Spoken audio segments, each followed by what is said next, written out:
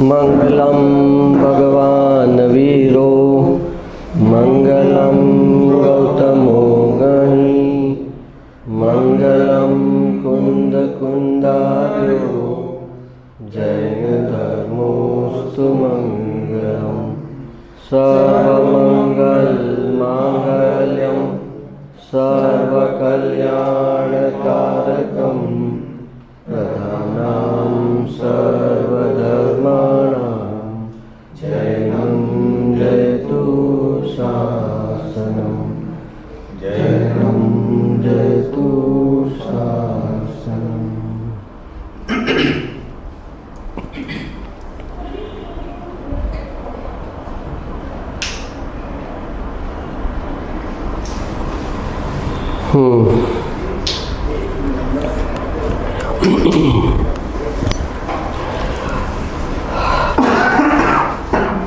પર્યાયના 4 ભાવ હોય છે: ઉદય ભાવ, ઉપશમ ભાવ, ક્ષયોપશમ ભાવ અને ક્ષાયિક ભાવ. અને આ 4 ભાવનું જો એકત્વ કરે તો 4 ગતિમાં પરિભ્રમણ. અને દ્રવ્યનો ભાવ જે છે ત્રિકાળ, એ છે પરમ પારિણામિક ભાવ, એ જ્ઞાયક ભાવ. એ ભાવમાં એકત્વ કરે 5મા ભાવમાં તો એનાથી પંચમ ગતિ એટલે મોક્ષ થાય છે. પર્યાયમાં ઉદય ભાવ થાય છે એટલે કોઈ બી કર્મ ઉદય આવે ત્યારે જે ઇનિશિયલ બધા રિએક્શન્સ આપણા આવે એને એમ કહી દઉં, એને એમ સંભળાવી દઉં, એને મને આમ કેમ કીધું, એ બધું જે ટર્બ્યુલન્સ થાય એ બધા જ ઉદય ભાવો છે. એમાં એ જરા અટકી જાય તો પછી ઉપશમ ભાવ આવે. થોડુંક સ્થાન થરેલથી એને વિચારે કે આ બધું આ એકદમ એણે પથ્થર નાખ્યો ને ઓલા વમળ થવા લાગ્યા, એમ એ ચીજ છે કે ઉદયનું એણે કંઈ ફેંકવું ને ઇમિડિયેટલી એની અંદર કીધું ને કે પરિસ્થિતિ અને મનોસ્થિતિ એ બે વચ્ચે એણે મિથ્યાત્વ જોડેલું છે, બ્રિજ છે. તો એ બ્રિજ કટ નથી થયો એટલે જેવી પરિસ્થિતિ થઈ એવી જ મનોસ્થિતિ તરત એનું રિએક્શન આપશે કે એણે આમ કેમ કીધું, આમ રિએક્શન આપી દે, આમ કહી દે. એટલે એ ઉદય ભાવ જે છે એ તો સર્વથા હે છે, એ જાણવાના છે ખાલી, પણ એના પ્રમાણે ઉદય ભાવ પ્રમાણે કરવાનું નથી. ઉદય ભાવ પ્રમાણે કરશે તો પાછો નવો કર્મનો બંધ પડશે. પછી ઉપશમ ભાવ એટલે કે થોડું શાંત થયું, ઠરેલ થયું એના ભાવમાં, એના રિએક્શન પર એનો કંટ્રોલ આવ્યો. ક્રોધ તો છે પણ ક્રોધ હવે ક્યારે રિલીઝ કરવો એને એના પર એનો કંટ્રોલ આવ્યો કે હમણાં અત્યારે નથી બોલવું, અત્યારે આ સંયોગ બરાબર નથી, આ કોઈકના ઘરે બેઠા છીએ, અહીંયા ઝઘડો ન કરાય, એમ એના પર થોડો વિવેક આવે. એ ઉપશમેલી વૃત્તિ હોય તો જ આવે, નહીંતર ઉપશમેલી ન હોય તો પછી સીધું ઉદયમાં જે થાય એનું ફટાક દઈને રિએક્શન આવે.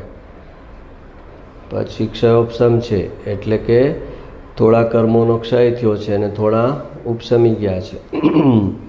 જે આપણે કીધું કે પાણીનું ઓલું ટેન્ક હોય અને એમાં થોડો કચરો નીચે બેસી જાય અને થોડો કચરો ઉપર તરતો હોય, એ આપણે કાઢી નાખીએ. એ કાઢી નાખ્યો એ ક્ષય થયો કહેવાય, અને જે નીચે બેસેલો છે એ ઉપશમ કહેવાય. તો એ ઉપશમ નીચે બેસેલો છે એ ગમે ત્યારે ઉપર આવી શકે પણ અત્યારે તો નથી, એટલે એ ઉપરનું પાણી તમે પી શકો. નીચે કચરો બેસી ગયો છે એટલે. તો ઉપશમ ભાવ છે એટલે કે સત્તામાં તો પડેલું છે એ વૃત્તિ, પણ અત્યારે ઉદયમાં નથી એટલે કે નીચે પડેલી છે. તો એ ક્ષયોપશમ ભાવ છે. અને ક્ષાયિક ભાવ એટલે કે પૂર્ણ કર્મનો ક્ષય. તો એ જે છે એ ક્ષાયિક ભાવ છે કે બધા કર્મોનો ક્ષય થયો, દર્શન મોહના બધા જ કર્મનો ક્ષય થઈ ગયો, તો પછી હવે એને જે સંકિત થયું એ ક્ષાયિક સંકિત થયું. જ્ઞાનાવણ્ય જો બધા ખરી જાય તો પછી જે ક્ષાયિક ભાવ થયો એ કેવળ જ્ઞાનનો ભાવ થયો. તો એ રીતે પણ આ ક્ષાયિક ભાવની પણ એકત્વ કરવા જેવું નથી કે દ્રષ્ટિ કરવા જેવી નથી. ઉદય, ઉપશમ, ક્ષયોપશમ કે ક્ષાયિક આ ચારેય ભાવ ફક્ત જાણવા લાયક છે પણ એનો આશ્રય કરવા લાયક નથી. આશ્રય કરવા લાયક કેમ કે એ પર્યાયના ભાવ છે, ઉત્પાદ વ્યયવાળા ભાવ છે. અને જે દ્રવ્યનો ભાવ છે એ ત્રિકાળ એવો ને એવો છે. એ જે ભાવ છે પરમ પારિણામિક ભાવ કીધો એને, એ ભાવ જે છે એ આશ્રય કરવા લાયક છે.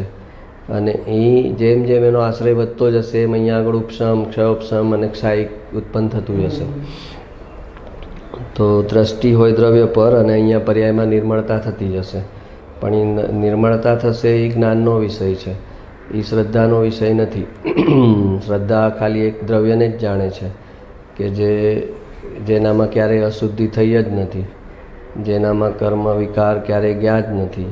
એ જે ભાવ છે દ્રવ્યનો, ત્રિકાળ ટકતો ભાવ, શાશ્વત ભાવ જે છે, એ જે ધ્રુવ દ્રવ્યનો જે ભાવ છે એ એકત્વ કરવા લાયક છે. અને એમાં જેમ જેમ એકત્વ કરતો જાય એમ એની પર્યાય પણ સ્થિર થતી જાય, ધ્રુવ થતી જાય. એમાં જે રાગ દ્વેષવાળા ભાવ છે એ ટળતા જાય, એક સરખી વિતરાગતા ચાલે. તો પછી એ જેવું દ્રવ્ય ધ્રુવ છે એવું પર્યાયનો ભાવ પણ ધ્રુવ થવા લાગ્યો, વિતરાગતા થઈ ગઈ પર્યાયમાં. એક જ સરખો ભાવ છે, એમાં ફરક નથી આવતો, ઉતાર ચઢાવ નથી આવતા. તો દ્રવ્ય ધ્રુવ છે એટલે એનો આશ્રય કરવાથી પર્યાય પણ ધ્રુવ થતી જાય છે. તો આવી રીતે એ ભેદ જ્ઞાન સમજે કે પર્યાયના 4 ભાવ છે એ જાણવાના છે અને આશ્રય કરવાના નથી. અને દ્રવ્યનો જે ભાવ છે એ જાણીને આશ્રય કરવાનો છે.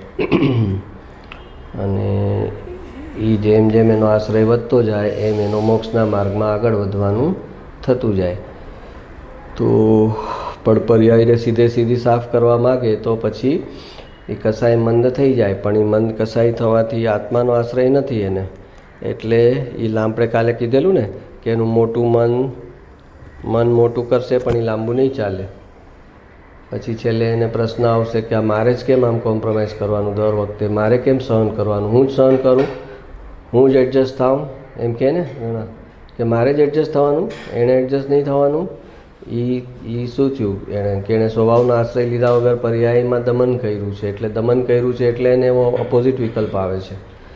દમન ન કર્યું હોય એને અપોઝિટ વિકલ્પ ન આવે. તો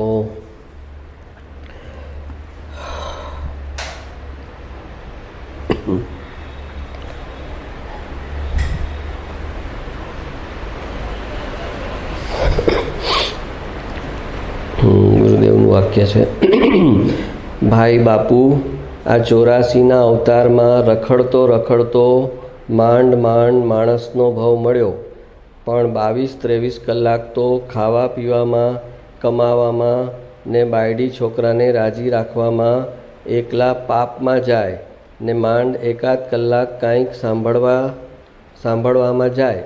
બાકી આખો દિવસ એકલા પાપને પાપના ધંધા કરે. જેમ એરણની ચોરી કરે ને સોયનું દાન દે તેના જેવું છે. લુહારની પાસે જેના પર લોખંડ ટીપે ને એકદમ વજનદાર એરણ હોય કે જેના પર કેટલાય ફટકા પડે એ બેન્ડ ન થાય એવી વજનદાર અને ઘન હોય. એ એરણ એટલી વજનદાર હોય.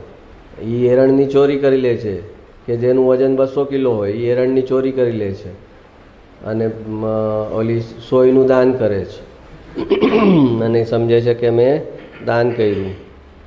તો કે જેમ એરણની ચોરી કરે ને સોયનું દાન દે. કેમ? તો કે 23 કલાક પાપ કરે છે ને 1 કલાક ધર્મમાં ગાળે છે. એને કાંઈક અંદરથી 84ના અવતારનો ત્રાસ લાગે તો અંદરમાં વિષામાનું સ્થાન શોધે. એને આ ભવબ્રહ્મણનો થાક લાગે તો એને એમ થાય કે હવે આ ભવબ્રહ્મણથી છૂટવું છે. આ પર્યાયના જે વિકલ્પો છે એનો મને થાક લાગે છે, ત્રાસ લાગે છે. આ કરતાપણું છે એનો મને થાક લાગે છે. તો પછી અંદર વિષામો શોધે કે ક્યાં જઈને હું બેસી જાઉં કે મને વિશ્રામ મળે, શાંતિ મળે. અને એમ એને જરૂરત ઉત્પન્ન થાય તો પછી ધ્રુવ દ્રવ્યનું એને ભાવભાષણ થાય કે આવું તત્વ પોતાની અંદર છે જ્યાં એ વિશ્રામ કરે છે. મુનિઓ, જ્ઞાનીઓ અને આખું જગત ભૂલાઈ જાય છે અને એને અંદરથી એવી નિરાકુરતા અને શાંતિ આવે છે, સુખ આવે છે કે એને બહારના સુખની કોઈ પણ જરૂરત મહેસૂસ નથી થતી.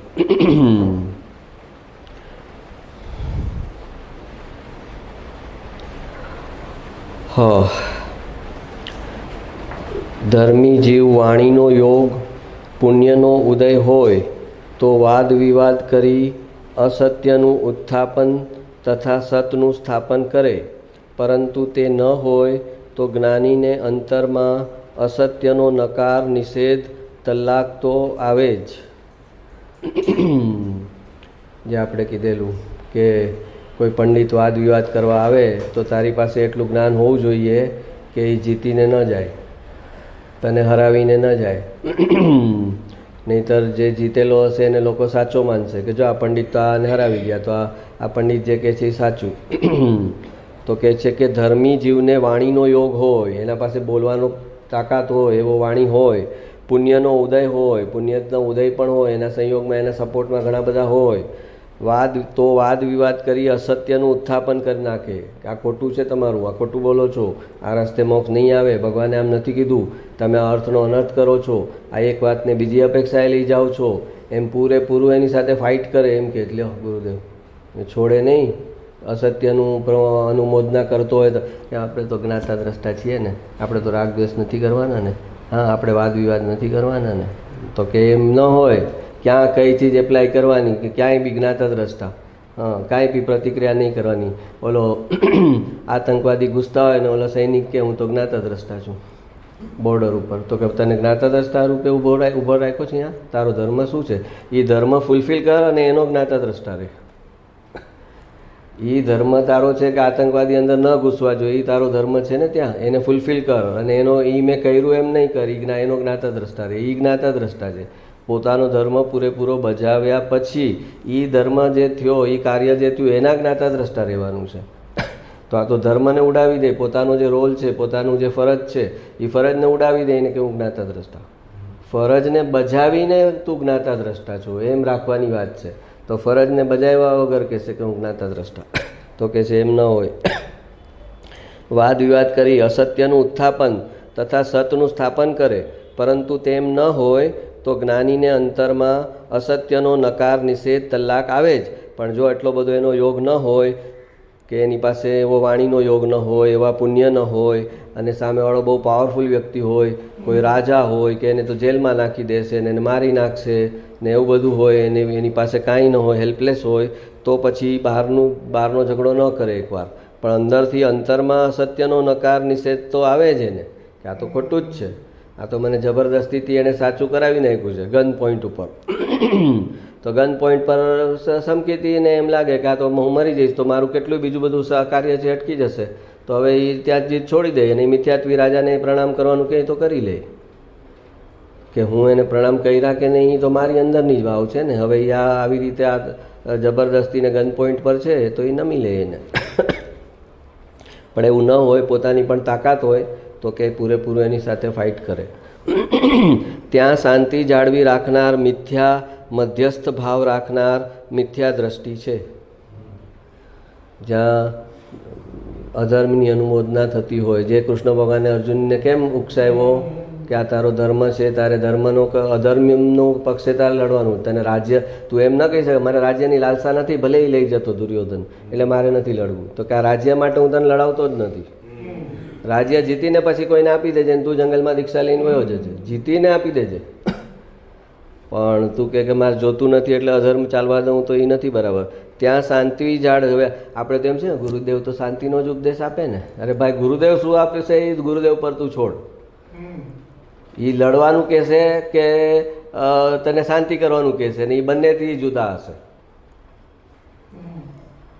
કૃષ્ણ ભગવાને અર્જુનને લડવાનું કીધું તો લડવાનું કીધું તો થોડી લડવાની ઉપદેશ આપ્યો એની સાથે થોડી એને એકત્વ છે. એ જે ચીજ થઈ રહી છે એમાં એને જે એનું જ્ઞાન જે બતાવે છે એને કીધું, અને એ જે જ્ઞાન એનું બતાવે છે એનાથી એને બે જ્ઞાન છે. મારું જ્ઞાન મને અત્યારે બતાવે છે કે આ ખોટું થાય છે તારે લડવું જોઈએ, પણ એને બી પકડી નથી, એ પર્યાય છે. તો ત્યાં શાંતિ જાળવી રાખનાર મિથ્યા દ્રષ્ટિ છે. ગુરુદેવ કહે પોતાના ગુરુનો કોઈ અનાદર કરતું હોય, અપમાન કરતું હોય અને એ એમ કહે કે હું તો જ્ઞાતા દ્રષ્ટા છું, હા, તો એ સમજો જ નથી સાચી વસ્તુ. શિષ્ય હોય ગુરુનો અનાદર કોઈ કરે તો શિષ્યનું તો લોહી ઉકળી જાય. ઓલા જે હતા કોટામાં, શું નામ ભાઈનું, હમણાં ના હમણાં જ ગુજરી ગયા. એ ભાઈ જ્યારે હતા કોટામાં ત્યારે એને એ જે પાઠશાળામાં સમજાવતા હતા ગુરુદેવનું, અને એ પાઠશાળાવાળા વિરોધ કરતા હતા કે આ ગુરુદેવનો ફોટો અહીંયા નહીં રાખો તમે.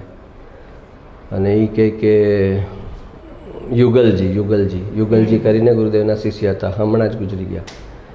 તો એની દીકરી વાત કરતી હતી, અમે દેવલાલી ગયા હતા ને ત્યારે, કે એમને ધમકી આપે રોજ આવે કે આ ગુરુદેવનો ફોટો અહીંયા નહીં ચાલે પાઠશાળામાં, એ કે ગુરુદેવનો ફોટો અહીંથી હટશે જ નહીં. પછી છેલ્લે ગુરુદેવને સુધી વાત પહોંચી તો ગુરુદેવે એને ફોન કર્યો કે ભાઈ તમે શું કામ ફોટા માટે ઝઘડા કરો છો, તમે મારો ફોટો ઉપાડી લ્યો ત્યાંથી અને તમારા ઘરે લઈ જાઓ. મારો ફોટો પાઠશાળામાં હોય એનાથી શું મતલબ છે તમારે? તમે ભણાવો છો એ ભણાવવાની તો ના નથી પાડતા ને, તમે ફોટો કાઢી નાખો ને મારો. તો કે મરી જઈશ પણ તમારો ફોટો અહીંથી નહીં હલવા દઉં. છેલ્લે એને ઓલા લોખંડ ને સળિયાને લઈને મારવાવાળા માણસોનું ટોળું આવ્યું જ્યાં આગળ પ્રવચન આપતા હતા ત્યાં, અને એણે 1 કલાક પ્રવચન આપ્યું કે મારવું હોય તો મારો, પણ તમે કોનો ફોટો હટાવવાનો કયો છો અને એ વ્યક્તિ કોણ છે એ બરાબર પહેલાં સમજી લો. એ છોકરી હતી, એના બાપની વાત કરતી હતી કે 1 કલાક પ્રવચન આપ્યું અને ઓલા લોકો લોખંડને સળિયા લઈને મારવા આવ્યા હતા અને અહીંયાથી વયા ગયા એમને. તો ગુરુએ એનો ધર્મ બજાવ્યો હતો કે ભાઈ મારો ફોટો ન રહે, મારે કાંઈ ફરક નથી, મારો ફોટો ન રહે. એ ગુરુનો ધર્મ હતો. અને ઓલો શિષ્ય હતો એ એનો ધર્મ હતો કે તમારો ફોટો હટાવવાનું કેમ કે મારો જાન જશે પણ તમારો ફોટો અહીંયાથી હલાવવા નહીં દઉં. તો એ કહે છે ત્યાં શાંતિ જાળવી રાખનાર મિથ્યા મધ્યસ્થ ભાવ, આપણે જેને કૃત્રિમ જ્ઞાતા દ્રષ્ટાપણું કહીએ છીએ કે કૃત્રિમ આપણે તો જ્ઞાતા, તો કૃષ્ણ ભગવાન અર્જુનને નહોતા કહી શકતા કે તારો જ પૂર્વ જન્મનું કોઈ કર્મ છે જેને કારણે તારું આવી રીતે દ્રૌપદીનું વસ્ત્રાહરણ થયું, તને રાજ્યમાં આ રીતે તારું હાથમાંથી રાજ્ય છીનવાઈ ગયું, આ બધું તારું જ પૂર્વ કર્મનું છે, એને જ્ઞાતા દ્રષ્ટા રૂપે સ્વીકારી લે ને, કેમ એમ ન કર્યું? તો ત્યાં શાંતિ જાળવી રાખનાર મિથ્યા મધ્યસ્થ ભાવ એટલે કે મિથ્યા સંભાવ, એનામાં લડવાની તાકાત નથી, અપોઝ કરવાની તાકાત નથી, એટલે એ વૈરાગ્યનો ઢાંચો બતાવી લે કે આપણે તો જ્ઞાતા દ્રષ્ટા છીએ, આપણે તો વૈરાગ છીએ. એટલે એમ મિથ્યા મધ્યસ્થ ભાવ રાખનાર મિથ્યા દ્રષ્ટિ છે. એને હજી તો દેવગુરુ શાસ્ત્રનો સાચો મહિમા અંદર આવ્યો નથી, એટલે એને ગૃહિત મિથ્યાત્વ બી ગયું નથી. પછી કહે છે સમ્યક દ્રષ્ટિ ત્યાં શીતળ થઈને બેસી રહે નહીં. સમ્યક દ્રષ્ટિ શીતળ થઈને ન બેસે, બોલો. સમ્યક દ્રષ્ટિ લડવાને તૈયાર થઈ જાય. આજે આ ભાઈએ કીધું કે હું અહીંથી ફોટો, હું જીવું છું ત્યાં સુધી અહીં તો ફોટો નહીં હલે, તમારે જે કરવું એ કરો. સમ્યક દ્રષ્ટિ ત્યાં શીતળ થઈને બેસી રહે નહીં. પોતાની માતા ઉપર આડ આવે તો શું પુત્ર શું શાંતિથી તે સાંભળી રહે?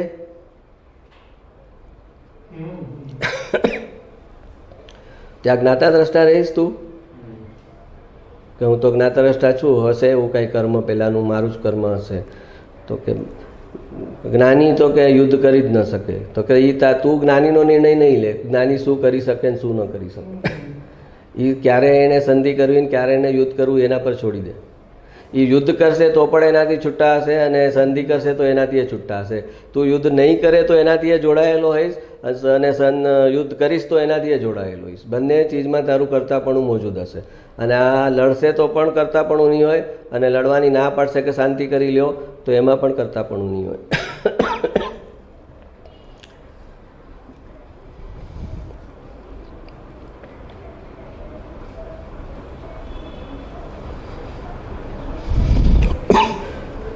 ક્ષણવારનો પણ સત્પુરુષનો સમાગમ તે સંસાર રૂપ સમુદ્ર તરવાને નૌકા રૂપ થાય છે. ક્ષણવારનો પણ સત્પુરુષનો સમાગમ, ક્ષણવાર માટે બી સત્પુરુષની સાથે એને રહેવાનું થઈ જાય તો એમાં એને સાચો ઉપદેશ જ આપવાના છે. તે સંસાર રૂપ સમુદ્ર તરવાને નૌકા રૂપ થાય છે. કે એ જે વાત કરશે, એ ઉપદેશ આપશે, એ ભવભ્રમણથી છૂટવાની જ ઉપદેશ આપશે. પછી ભલે તું એને કેટલી મિનિટ માટે મળ્યો, પણ એ તને જે ઉપદેશ હશે એનો સાચો જે વિતરાગ વાણી છે એમાંથી જ ઉપદેશ આવશે.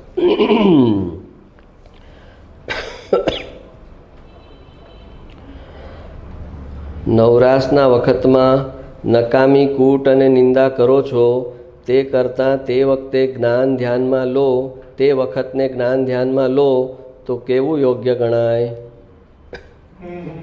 ટાઈમપાસ કરો છો, પારકી પંચાયત કરો છો, એના કરતાં નવરાશના વખતમાં જ્ઞાન ધ્યાન શાસ્ત્ર સ્વાધ્યાય એ કરો તો કેટલો સમયનો સદુપયોગ થાય?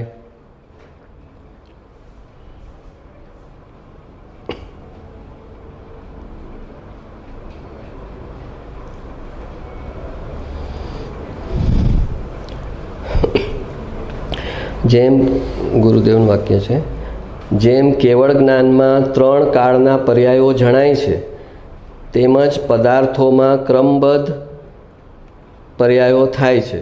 જેમ કેવળ જ્ઞાનમાં 3 કાળના પર્યાયો જણાય છે, તેમજ પદાર્થોમાં ક્રમબદ્ધ પર્યાયો થાય છે. કેવળ જ્ઞાને જાણ્યું માટે નહીં, પણ પદાર્થોના પર્યાયો પોતાથી સ્વકાળે તે જ રીતે થાય છે અને તેમ સર્વજ્ઞ જાણે છે. ઘણાને એમ થાય કે કેવળ જ્ઞાનમાં ભગવાને જોઈ લીધું છે એટલે આપણે તો ભગવાનના કેવળ જ્ઞાનના ગુલામ થઈ ગયા ને, એ જ પ્રમાણે આપણે પરિણમવું પડશે ને. ભગવાનના કેવળ જ્ઞાનની બહાર તો જઈ નહીં શકાય, એટલે હવે મારે તો એ પ્રમાણે જ પરિણમવાનું થયું ને. તો કે ભગવાન કેવળ તું જેમ પરિણમવાનો છે એમ ભગવાન ખાલી જાણે છે, પણ તને કોઈ પદાર્થને પરિણમાવતા નથી. એના જ્ઞાનમાં આવી જાય છે કે આવું પરિણમન કરશે, આવું પરિણમન કરશે, આવું પરિણમન. એમ સમય સમયની ક્રમબદ્ધ પર્યાય કેવળ જ્ઞાનમાં જણાય છે, પણ એ જણાય છે એને કારણે પરિણમન નથી થતું, અને પરિણમન થાય છે એને કારણે જણાતું નથી. પરિણમન થાય છે એ જ્ઞેય છે, અને અહીંયા જણાય છે એ જ્ઞાન છે, અને જ્ઞેયને કારણે જ્ઞાન નથી થતું. જ્ઞેયથી નિરપેક્ષ જ્ઞાન થાય છે. જ્ઞાન જે થાય છે એ જ્ઞેયથી નિરપેક્ષ રહીને જ્ઞાન થાય છે. જ્ઞેયનું ત્યાં છે એટલે અહીંયા જ્ઞાન થયું એમ નથી. તો ભવિષ્યના જ્ઞેય છે જ નહીં અને જ્ઞાન થયા કરે છે. ભૂતકાળના જ્ઞેય નષ્ટ થઈ ગયા છે અને છતાં એનું જ્ઞાન થાય છે. ભવિષ્યના જ્ઞેયો આવ્યા જ નથી, હજી ઉત્પન્ન જ નથી થયા, અને એનું પણ જ્ઞાન થાય છે. તો કે એનો અર્થ છે કે જ્ઞાન જે છે એ જ્ઞેયથી નિરપેક્ષ છે. જ્ઞાનની અંદર સ્વયં પોતાની યોગ્યતા અનુસાર એ જ્ઞાનનું પરિણમન થાય છે, જે બહારના જ્ઞેયોને જાણી લે છે. પણ એ બે વચ્ચે કોઈ પણ પ્રકારનો સંબંધ નથી કે જ્ઞેય થયું એટલે જ્ઞાન થયું. જ્ઞેય એ કહેવું કે જ્ઞેયનું જ્ઞાન થયું એમ કહેવું એ વ્યવહાર છે. જ્ઞેયનું જ્ઞાન થયું એમ કહેવું એ વ્યવહાર છે. કેમ કે અહીંયા તો જ્ઞાનનું જ્ઞાન થયું છે. ભગવાનને તો અંદર જ્ઞાનની પર્યાય એ જ્ઞાનમાં જણાણી છે, જ્ઞેય જણાણું જ નથી. જ્ઞાનની પર્યાય થઈ એને જ્ઞાને જાણી. કેમ કે જ્ઞાન સ્વસંવેદનવાળું છે, એ ઉત્પન્ન બી થાય છે અને પોતે પોતાને જાણતું ઉત્પન્ન થાય છે. પોતે પોતાને જાણતું ઉત્પન્ન થાય છે કે મેં શું જાણ્યું એમ પણ એના જાણવામાં આવે છે કે હું શું જાણું રહ્યો છું, સમય સમય પર શું જાણવાનું થઈ રહ્યું છે એમ પણ એ જાણે છે. તો જ્ઞેય અને જ્ઞાનની વચ્ચે સંબંધ બનાવવો એટલે એ મિથ્યાત્વ, અને જ્ઞેય ને જ્ઞાનને સ્વતંત્ર જોવા કે મને જ્ઞાન થયું એ મારી જ્ઞાનની નિર્મળ દશામાંથી જ્ઞાન આવ્યું, અને જ્ઞેય જે છે જ્ઞેયની મોજૂદગી છે તો એ ત્યાં આગળ નિમિત્ત રૂપે છે. પણ જ્ઞેયને કારણે જ્ઞાન થતું નથી.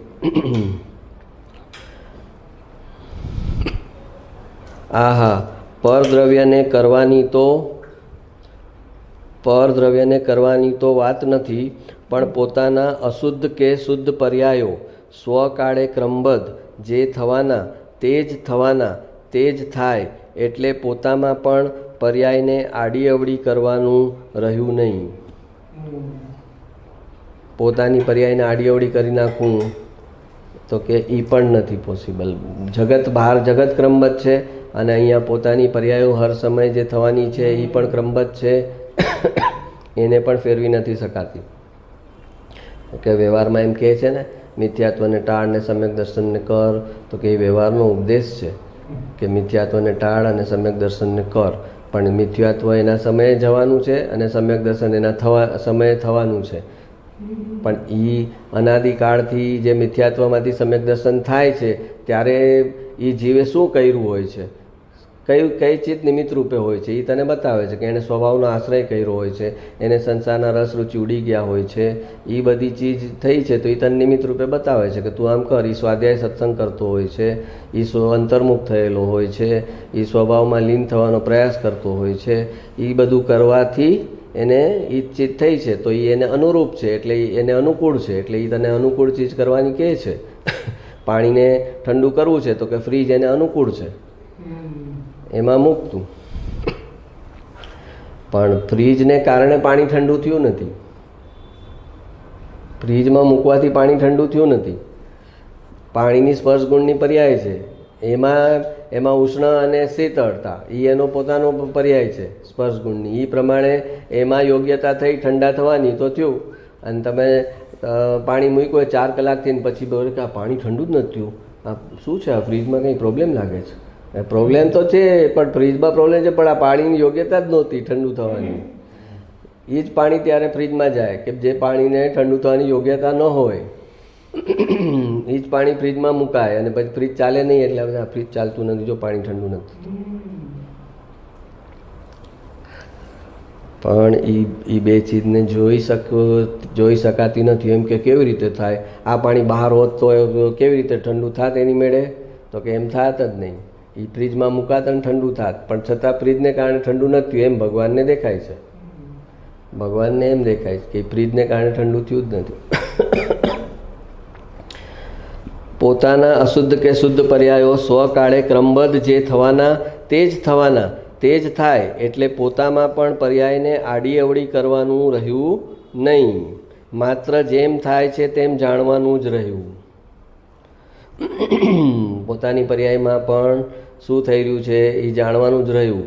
એટલે જ તો આજે ઋષભદેવ ભગવાને 83 લાખ પૂર્વ સુધી ચારિત્ર ન આવ્યું, તો પણ એ જાણનારા રૂપે જ રહ્યા ને. એના કરી નાખું ચારિત્રની પર્યાય, જલ્દીથી દીક્ષા લઈ લઉં, મારે તો આ જ ભવે મોક્ષે જવાનું છે, હજી કેમ દીક્ષાની પર્યાય નથી આવતી, એમ ક્યાં થયું? એ તો જાણનારા જ રહ્યા કે મને હજી સુધી ભાવ છોડવાનો આવતો જ નથી, મને દીક્ષાનો ભાવ આવતો જ નથી, સંસાર છોડવાનો ભાવ આવતો જ નથી, તો એના જાણનારા રૂપે જ રહ્યા. પણ હવે સિમંદર સ્વામી છે અત્યારે, તો એનું આયુષ્ય તો જ્યારે પૂરું થવાનું છે થશે ને, તો એ પર્યાયને ફાસ્ટ ન કરી નાખે, 4 અઘાતી કર્મ જલ્દી ખેરવી નાખવું. કેવળ જ્ઞાન લઈ લીધું છે જેણે કેવળ જ્ઞાન લઈ લીધું, ઘાતી કર્મ ખપાવી દીધા. એ અઘાતી કર્મ ન, જો ઘાતી કર્મ એમણે ખપાવ્યા હોત તો અઘાતી કર્મ પણ એ ખપાવી શકત. ઘાતી કર્મ જો એમણે ખપાવ્યા હોત તો અઘાતી કર્મ પણ એ ખપાવી દેત, પણ ઘાતી કર્મ એણે ખપાવ્યા નથી. એણે એના જ્ઞાનમાં લીનતા એકાગ્રતા કઈ રીતે, ને ઘાતી કર્મ એ સમયે ખરવાના કાળ હતો એટલે ખરી ગયા, એનામાં ખરવાની યોગ્યતા હતી એટલે ખરી ગયા. હવે હજી અઘાતી કર્મને ખરવાની યોગ્યતા નથી, તો ભગવાનનું કે અનંત જ્ઞાન, અનંત દર્શન, અનંત શક્તિ, અનંત વીર્ય. તો અનંત વીર્ય કે અનંત વીર્ય કોના માટે? પોતાના માટે. બહાર કાંઈ કરી ન શકે અનંત વીર્ય. અનંત વીર્ય એના સ્વભાવની રચના કરીને હર સમયે કેવળ જ્ઞાન ઉત્પન્ન કરે છે, એ અનંત વીર્ય છે ત્યાં. પણ કે અઘાતી કર્મને આયુષ્યના પરમાણુને તે જોઈ છે ખરતા હર સમયે કેવળ જ્ઞાનમાં, કે આટલો જથ્થો ખૈરો, આટલો જથ્થો ખૈરો, આટલો જથ્થો ખૈરો, હવે આટલો રહ્યો છે એને આટલો સમય લાગશે, બધું જ ખબર છે. પણ એને હાથ લગાવી નથી શકતા કે આ જલ્દી ખેરવી નાખો ને, કેમ કે એ એક દ્રવ્યનું પરિણમન બીજા દ્રવ્ય કરાવી નથી. દરેક દ્રવ્યનું પરિણમન સ્વતંત્ર છે, એ પોતે પોતાના સ્વભાવમાં સ્થિર થઈ ગયા છે. હવે આ અઘાતી કર્મનો, આયુષ્ય કર્મનો, નામ કર્મ, ગોત્ર અને વેદનીય એ એના સમયે ખરી જશે. એટલે પોતામાં પણ પર્યાયને આડી અવડી કરવાનું રહ્યું નહીં, માત્ર જેમ થાય છે તેમ જાણવાનું જ રહ્યું. જેમ સર્વજ્ઞ જ્ઞાતા છે તેમ ધર્મી પણ જ્ઞાતા થઈ ગયો. ક્રમબદ્ધના નિર્ણયનું તાત્પર્ય અકર્તાપણારૂપ વિતરાગતા છે. એ વિતરાગતા અનંત પુરુષાર્થે દ્રવ્ય ઉપર દ્રષ્ટિ જતાં થાય છે. આહા, આત્મા સર્વજ્ઞ સ્વભાવી છે. એ વિતરાગતા અનંત પુરુષાર્થે દ્રવ્ય ઉપર દ્રષ્ટિ જતાં થાય છે. દ્રવ્ય ઉપર દ્રષ્ટિ જવાનો એકમાત્ર પુરુષાર્થ મોક્ષ માર્ગમાં છે કે દ્રવ્યમાં દ્રષ્ટિ કર, દ્રવ્યમાં અહમપણું કર, બધાથી અહમપણું નિકાળ. અને એ અહમપણું નીકાળીને ધ્રુવ દ્રવ્યમાં લગાવો. આપણી બધી ઓલી ખરાબ થઈ ગયેલી સ્ક્રિપ્ટ છે ને, એમાં ઇન્વેસ્ટમેન્ટ હોય બધું કે ને આ વેચો વેચો ને આ બ્લુ ચિપ છે એમાં લગાવો. પોર્ટફોલિયો ચેન્જ કરો. આ બધું બી ગ્રુપની આઇટમો બધી બેકાર ભેગી થઈ છે ને એને વેચી નાખો અને એમાંથી જે પૈસા આવે એ આ બ્લુ ચિપ એ ગ્રુપની કંપનીમાં નાખો. તો જ્ઞાની એમ કહે છે કે અમે પર્યાયમાં જ્યાં જ્યાં અહમપણું હતું એ અહમપણું પર્યાયમાંથી ખેંચી અને ધ્રુવ દ્રવ્યમાં અમારું ઇન્વેસ્ટમેન્ટ, ભાવનું ઇન્વેસ્ટમેન્ટ અમે ધ્રુવ દ્રવ્યમાં કરતા જઈએ છીએ અને એ ધ્રુવ દ્રવ્યમાં જે ઇન્વેસ્ટમેન્ટ કરેલું છે એ અમને મોક્ષે લઈ જાય છે.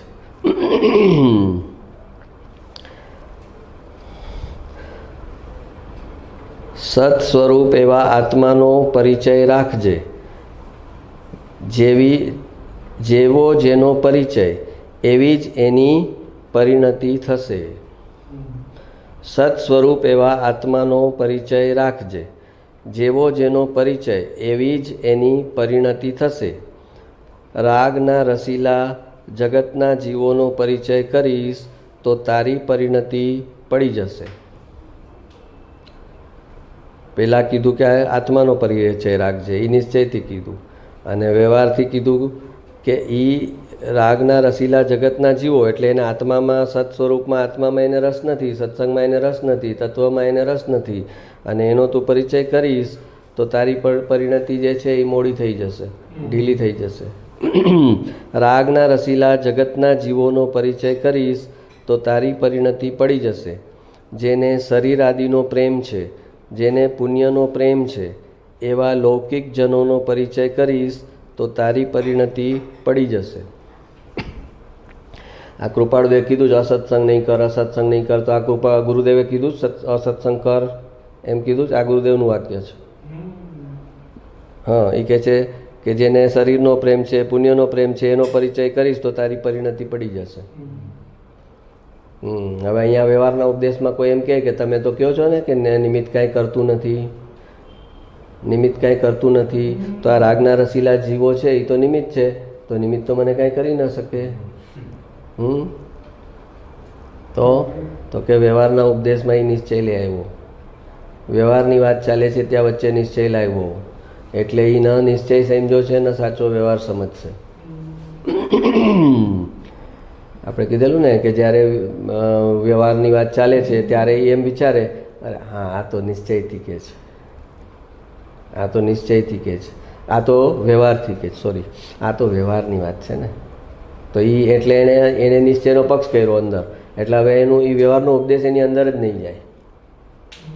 એ વ્યવહારનો ઉપદેશ અંદર જ નહીં જાય એટલે એનું જ્ઞાન જે નિશ્ચય તરફ ઝૂકેલું છે એ મધ્યસ્થ નહીં થાય. એનો અંદર જે એકાંત થઈ ગયો છે, નિશ્ચયનો પ્રેમ થઈ ગયો છે, પક્ષ થઈ ગયો છે, એ એનો પક્ષ જે છે એ સ્ટ્રેઇટ નહીં થાય, ઝૂકેલો છે નિશ્ચય તરફ. અને વ્યવહારનો ઉપદેશ એને એના જ્ઞાનને સ્ટ્રેઇટ કરવા માગતું હતું કે મધ્યસ્થ થઈ જાય, ના આ તરફ ઝૂકે ના આ તરફ ઝૂકે. પણ એણે વચ્ચે લાવી દીધું, આ તો વ્યવહારથી બોલે છે, આ તો વ્યવહારની વાત કરે છે, આ કોઈ બહારની ચીજ આપણને થોડી અસર કરે. એક દ્રવ્ય બીજા દ્રવ્યને કાંઈ કરે નહીં, તો એ રાગના રસીલા જીવો એ તો અન્ય દ્રવ્ય છે, તો એ મને કેવી રીતે અસર કરે? એટલે નિમિત્ત કાંઈ કરતું નથી એમ કરીને જે કુસંગનું સેવન કરે એ મિથ્યા દ્રષ્ટિ છે.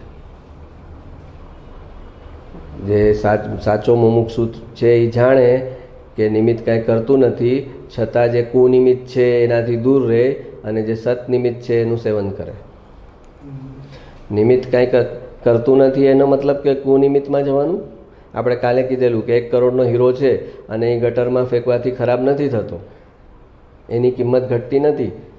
ઝવેરીને પૂછો કે ભાઈ હીરો છે પણ જરા ગટરમાં પડેલો છે તો એની પોલિશિંગ ખરાબ થઈ ગયા છે? તો કે ના. શાઇનિંગ ખરાબ થઈ ગયા છે? તો કે ના. તો કે એની વેલ્યુમાં? તો કે શું વેલ્યુમાં? બહાર કાઢી સાફ કરી, એ જ વેલ્યુ છે, એની વેલ્યુમાં કાંઈ ફરક નથી. તો હવે તમે ખબર પડી કે ગટરના પાણીથી હીરો ખરાબ નથી થતો, તો હવે તમે નાખશો એમાં કે ખરાબ તો નથી થતો ને, તો શું નાખવામાં વાંધો? એમ નિમિત્ત કાંઈ કરતું નથી એટલે કુસંગમાં રહેવાનું. તો એ ઉલટેથી વાત પકડે છે. જ્યારે ઉપાદાનનો મહિમા બતાવવો છે ત્યારે એમ કહે કે નિમિત્ત કાંઈ કરતું નથી. પણ નિમિત્તની જ વાત ચાલતી હોય, જેને નિમિત્તનો વિવેક નથી થતો કે આ કુનિમિત્ત છે એનાથી મારે નીચે પડવાનું થશે અને આ સત નિમિત્ત છે એનાથી મારે ઉપર ઉઠવાનું થશે, આ નિમિત્ત વચ્ચેનો ફરક જે નથી સમજતો, એનો મહિમા નથી કરતો, એ ઉપાદાનને ઓળખી લેશે પોતાના કે મારું ઉપાદાન નિમિત્તથી પર છે. વ્યવહારમાં બે નિમિત્તનો ભેદ નથી ઓળખી શકતો કે આ ફેક ડૉક્ટર છે, આ ઊંટ વૈદું કરનાર ડૉક્ટર છે, આની પાસે ડિગ્રી નથી, અને આ ઓફિશિયલી સર્જન છે, ઓફિશિયલ ડિગ્રી છે આની આગળ, એમ આ બે ડૉક્ટરને નિમિત્ત સમજે છે કે હો ઊંટ વૈદું કરનાર ડૉક્ટર છે, નિમિત્ત છે, એ કાંઈ નથી કરતો, અને ઓલો છે એ કાંઈ નથી કરતો, તો ગમે એની પાસે જાઉં, ગમે એની દવા ખાઉં. તો જે નિમિત્તનો વિવેક નથી કરી શકતો, નિમિત્તને જે વ્યવહારમાં ઓળખવાનો છે એ નથી ઓળખતો, એની દ્રષ્ટિ આટલી સ્થૂળ છે, તો એ એવી સ્થૂળ દ્રષ્ટિથી એ ઉપાદાનને કેવી રીતે ઓળખશે?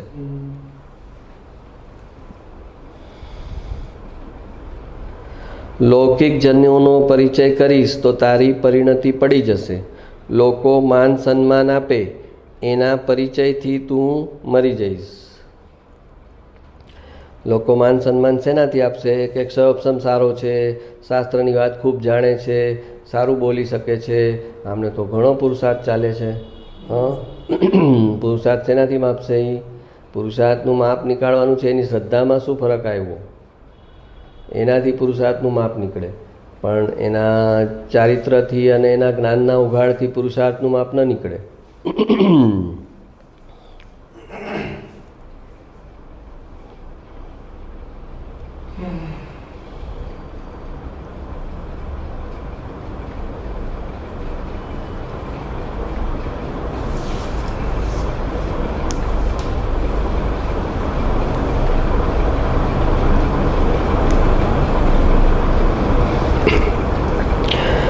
जैसे किसी को, गुरुदेव वाक्य है, जैसे किसी को ग्रीष्म ऋतु में पर्वत के शिखर पर अधिक ताप और तीव्र तृषा लगी हो, उस समय पानी की एक बूंद की ओर भी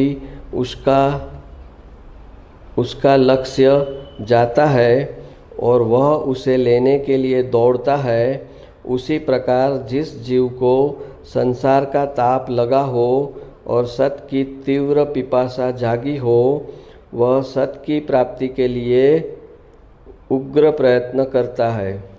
वह आत्मार्थी जीव ज्ञान लक्षण द्वारा ज्ञायक आत्मा की प्रतीति करके अंतर से उसके अस्तित्व को ख्याल में ले तो उसे ज्ञायक तत्व प्रगट हो.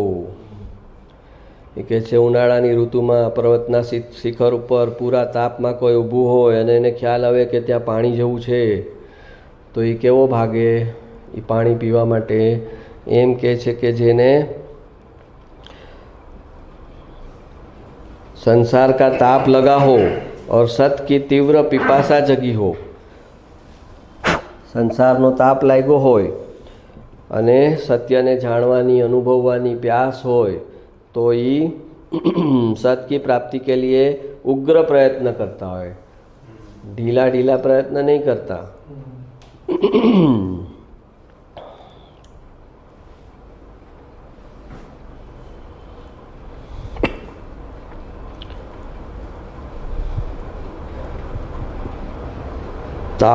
ताड़ के वृक्ष से टूटा हुआ फल नीचे पृथ्वी पर गिरते हुए बीच में कब तक रहेगा?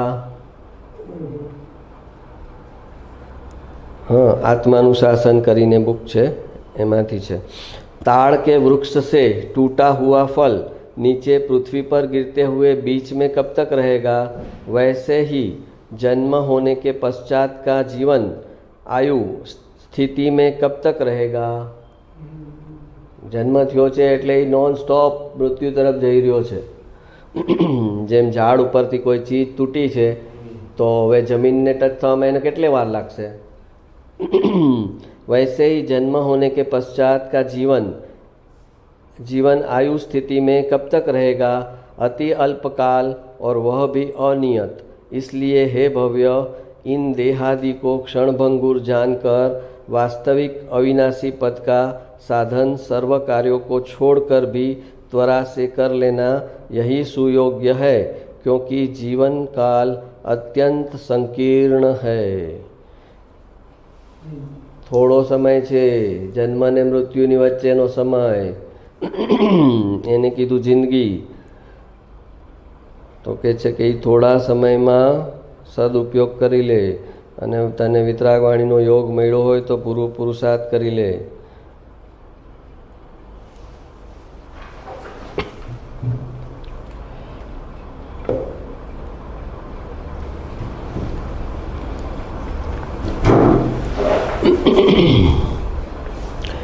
જે જીવ સમ્યક્ત્વ સન્મુખ થયો છે તેને અંતરમાં પોતાનું સમ્યક દર્શનરૂપી કાર્ય કરવાનો ઘણો જ હર્ષ હોય છે, એટલે જ તે ઉત્સાહપૂર્વક પ્રયત્ન કરે છે, પણ પ્રમાદ કરતો નથી.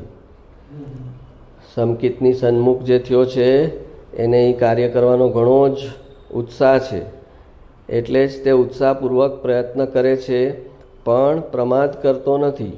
તત્વ વિચારનો ઉદ્યમ કરે છે, અને એવો જ ઉદ્યમ કરતાં કરતાં કેવળ પોતાના આત્મા વિશે જ આ હું છું એવી અહમ બુદ્ધિ થાય ત્યારે સમ્યક દ્રષ્ટિ થાય છે. તત્વ વિચારનો ઉદ્યમ કરે છે, અને એવો જ ઉદ્યમ કરતાં કરતાં કર વિચાર તો પામ. કર વિચાર છે ના સંસારના વિચાર? તો કે ના, તત્વના વિચાર કર તો પામ. કર વિચાર તો પામ. પામ શું? તો કે નિર્વિચાર દશા. કર વિચાર તો પામીશ નિર્વિચાર દશા. કર તત્વના વિચાર તો પામીશ નિર્વિચાર દશા. તો કે છે કે તત્વ વિચાર કરનારને સહજ નિર્વિચાર દશા એટલે કે ધ્યાન લાગતું જાય છે. કેમ કે એ તત્વ વિચાર ક્યાંથી આવેલા છે? ભગવાનની વાણીમાંથી તત્વ વિચારનો જન્મ થાય છે. ભગવાન પાસેથી આચાર્ય પાસે આવ્યું, આચાર્ય પાસેથી સમકિતી પાસે કે શાસ્ત્રોમાં આવ્યું, એ શાસ્ત્રોમાંથી સમજાવનાર સમજાવે છે. તો આખરે મૂળ સ્ત્રોત એ વાણીનો કયો છે? તો ભગવાનની ધ્યાન અવસ્થામાંથી વાણી ઉત્પન્ન થયેલી છે. અને એટલે એ ધ્યાનમાં લઈ જવા માટેનું ઉત્કૃષ્ટ નિમિત્ત છે. ધ્યાનમાંથી આવેલી વાણી છે, અને એટલા માટે એ ધ્યાનમાં લઈ જશે. ક્ષયોપસમમાંથી આવેલી વાણી જે છે એ ક્ષયોપસમમાં લઈ જશે, પણ ધ્યાન આત્માના આશ્રયે જે ધ્યાન કર્યું અને એને કારણે એમાંથી અભિવ્યક્તિ આવી, એ જે વાણી છે એ આત્માના ધ્યાનમાં લઈ જવા માટેનું નિમિત્ત છે. એવો જ અનાદિકાળનો નિમિત્ત નૈમિત્તિક સંબંધ છે કે જે વાણી જે મૂળમાંથી આવે છે એ વાણી એ ત્યાં લઈ જવા માટેનું નિમિત્ત બને છે. તત્વ વિચારનો ઉદ્યમ કરે છે, અને એવો જ ઉદ્યમ કરતાં કરતાં કેવળ પોતાના આત્મા વિશે જ આ હું છું એવી અહમ બુદ્ધિ થાય. આખો મોક્ષનો માર્ગ શું છે? આપણે સંસારમાં તો એમ કે ને અહમ નહીં કરવાનો, એ અહમ નહીં કરવાનો અલગ, અને અહીંયા અહમ કરવાનું કહે છે એ શબ્દનો મિનિંગ અલગ છે. અહમ કરવાનો એટલે કે આ હું છું, આ મારું છે, એ અહમ. સંસારમાં કે છે અહમ નહીં કરતો, સંસારના પદાર્થોમાં અહમ નહીં કરતો, પણ તારો આત્મા છે એમાં તારે અહમ કરવાનો છે કે આ હું છું. એ અહમ ત્યાં નેગેટિવ નથી. ઓલો અહમ જે છે એ નેગેટિવ છે સંસારમાં જે થાય છે અહમ. પણ અહીંયા જે કહે છે કે એવો ઉદ્યમ કરતાં કરતાં આત્મા વિશે જ આ હું છું એવી અહમ બુદ્ધિ થાય ત્યારે સમ્યક દ્રષ્ટિ થાય છે. એટલે કે ભાવથી મારાપણું કરવું, અહીંયા અહમનો મતલબ છે કે હું આ જ છું, હું આના સિવાય બીજું કાંઈ નથી. એ ભાવથી એ ધ્રુવ દ્રવ્યમાં મારાપણું કરે છે કે આ હું છું. એને કીધું કે એ એમ થયું ત્યારે સમ્યક દર્શન થશે. બધી જગ્યાએથી અહમ બુદ્ધિ ખેંચી લીધી અને ધ્રુવ દ્રવ્યમાં એ અહમ લગાવી દીધો, એનું નામ સમ્યક દર્શન.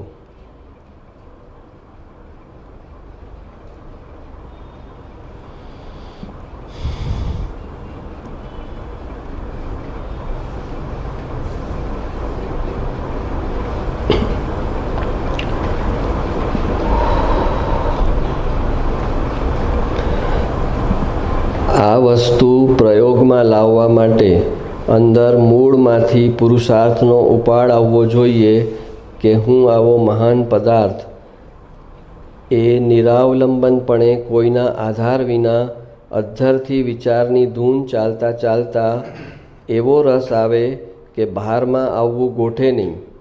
હજુ છે તો વિકલ્પ, પણ એમ જ લાગે કે આ હું એમ ઘોલનનું જોર ચાલતા ચાલતા એ વિકલ્પો પણ છૂટીને અંદરમાં ઉતરી જાય છે. નિર્વિકલ્પ થયા પહેલાંની દશા આવી હોય છે. એ વિકલ્પમાં હોય છે, પણ એ વિકલ્પમાં પણ એ ભાવના સહિતનો વિકલ્પ છે. ક્ષયોપશમમાંથી આવતો વિકલ્પ નથી. અંતરના ઊંડાણમાં જે ભાવ છે એ ભાવમાંથી આવતો વિકલ્પ છે. અને એ ભાવમાંથી આવતો જે વિકલ્પ છે એ આત્માનો અનુભવ કરાવી દે છે. એ વિકલ્પ હોવા છતાં આગળ ઉપર એ નિર્વિકલ્પમાં કન્વર્ટ થઈ જાય છે.